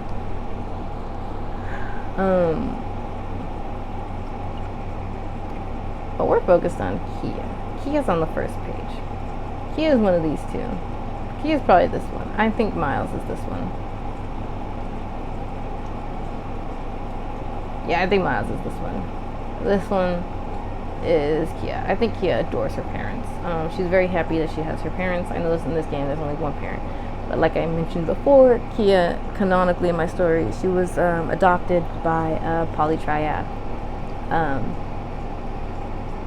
And they adore her, and she adores them, and they have a pet dog named Brunch. Alright. I miss Kia. You and her were still the Connolly duo, taking life on as a team. Oh, then maybe if I play this as Frankie. And I play this as his mom. Whether she's gonna start off liking her and then start disliking her. Yeah, that'll probably be it, because I think that's what happened. Taking life on as a team. In fact, that had only gotten truer as time went by, since you'd gotten old enough to be more of an actual help to her. It was cool. Quick question. If you were going to get your own cell phone, what color would you want? A cell phone? You'd never had a phone in your entire existence, and your same age neighbors already did. Chiyu got their phone at 11, as soon as they were in middle school. It saved Mrs. and Mr. Lin a bunch of hassle from all the people who called the house or their own cell phones only to ask about Chiyu. Though, these days, Chiyu ignored practically every call they got, including from their parents. Send it a text if you want a response. That was their way of life. That's relatable. Calls are hard, okay? Calls are hard. Especially if you don't tell me you're calling first, okay? Calls are hard. Calls are very, very hard. Text. Tamarack's mom and dad bought her one when she was 13, officially a teenager. It was a sore spot in the Bauman family. Mrs. Bauman, the elder, didn't think that the gadget was necessary. They're more of a distraction than anything else, she declared loud enough for the whole neighborhood to hear. This town was small and safe. She wondered what the younger Mr. and Mrs. Bauman thought could even happen. After her husband reminded Mrs. Bauman that Tamarack's main way of communicating with her parents was over the telephone lines, the fighting stopped. Thank you, thank you, thank you. Mama, I love you. Thanks, that's gonna help. Alright, I can try using one. I didn't really want one, but okay, he mumbled. Are you serious? Like serious? It's gonna happen? Wow, I thought I'd have to wait until I was 30. You rolled your eyes. You screeched with joy. You pumped your fist in the air. Cell phone, cell phone. You rushed over and latched onto Mama's arm gratefully. Thank you. You sighed heavily. Maybe now you wouldn't be a laughingstock because you didn't have one. You rolled your eyes. Amazing. It only took 1,000,000 years. You gave Mama a thumbs up. You shrugged. Maybe you'd use it. You pursed your lips. You hadn't wanted one. Okay, sorry, I'm in Miles mode a little bit. Miles actually doesn't really care to have a phone. So like he's probably like this one or one of these two. He does not care for a phone, but it's kind of because he also doesn't have. Like what's he gonna do with the phone? He likes to be in the kitchen baking.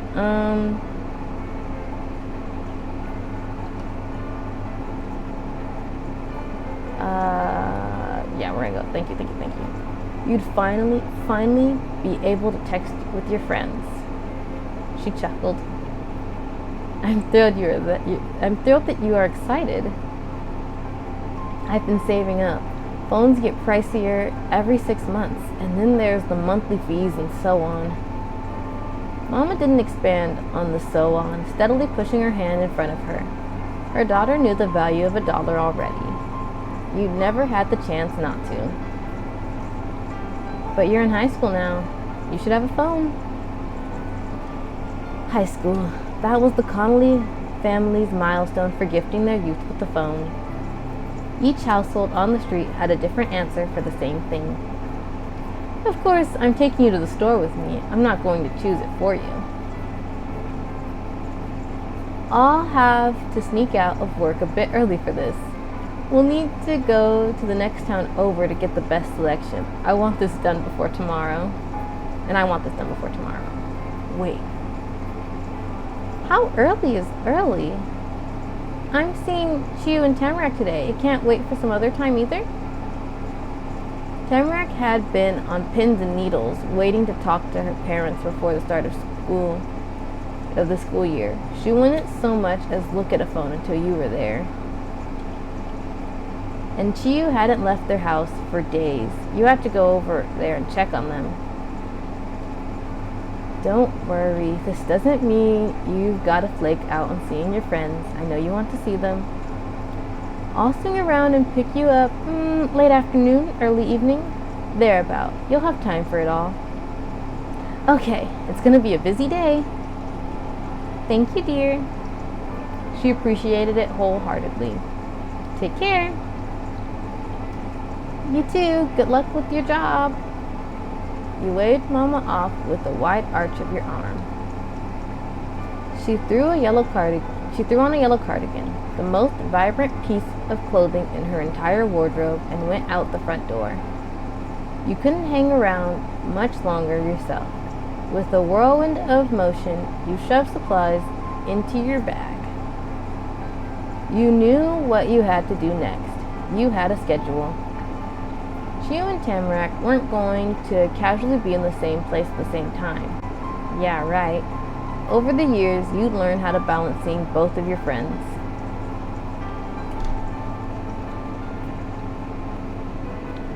Tamarack wasn't going to call her parents until later, so you were going to Chiyu's house first.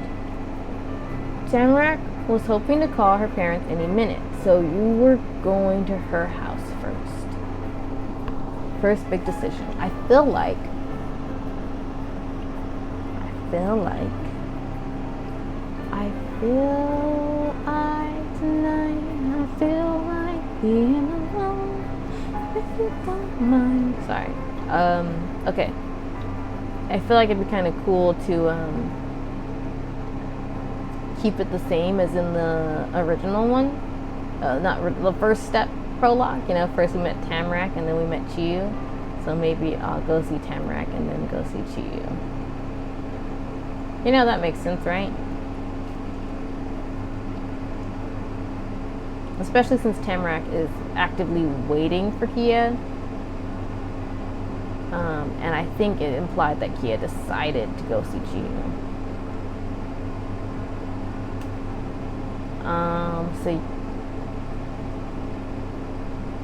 So yeah, let's do Tamarack's thing first. This is interesting. This game, there's so many ways to play it. Like, I'm like, dang, it's gonna be hard to play it as Miles because it could start off with neighbors who became friends, or it could be like friends the whole time. Because I can see it going either way for him. Okay. Soon your pack morphed into a balloon of compressed knowledge, a year's worth of reading, and pins and junk forced into a single spot. The zipper strained to keep it all in. You knocked on the top. It felt like a solid mass against your knuckles. Well, you'd worry about how you would carry it later. You left it there and left the house. It was cold. Obviously it was cold. That didn't stop you. You were focused on your mission, pressing ahead step by step. You cut across the lawn, went through the gate, and stood inside the cul-de-sac. From there, you headed left. Oh. Well, now I'm almost there. I was gonna stop at the scene.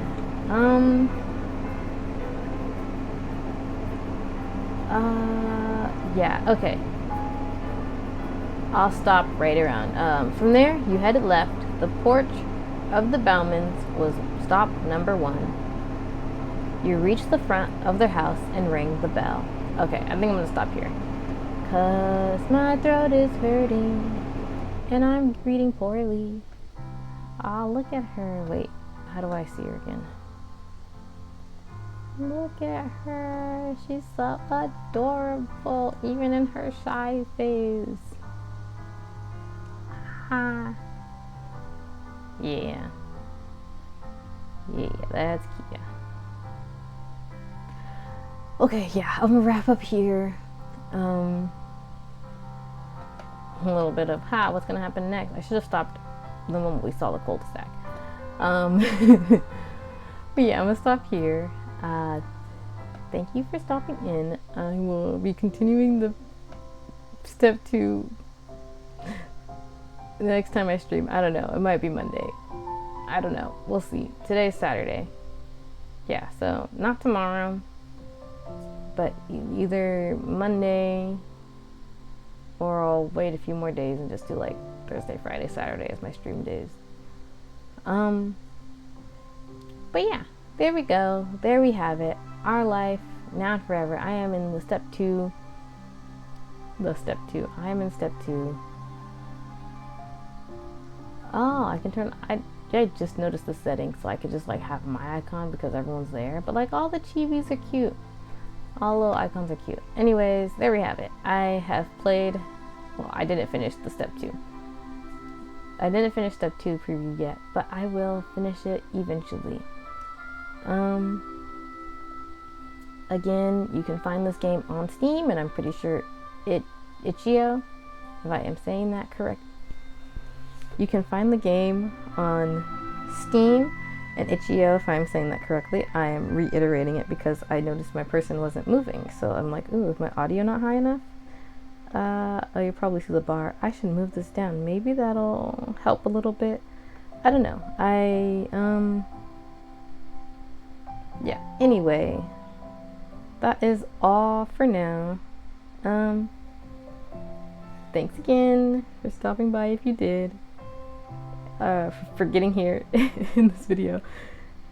And have a nice day. I will be back next week.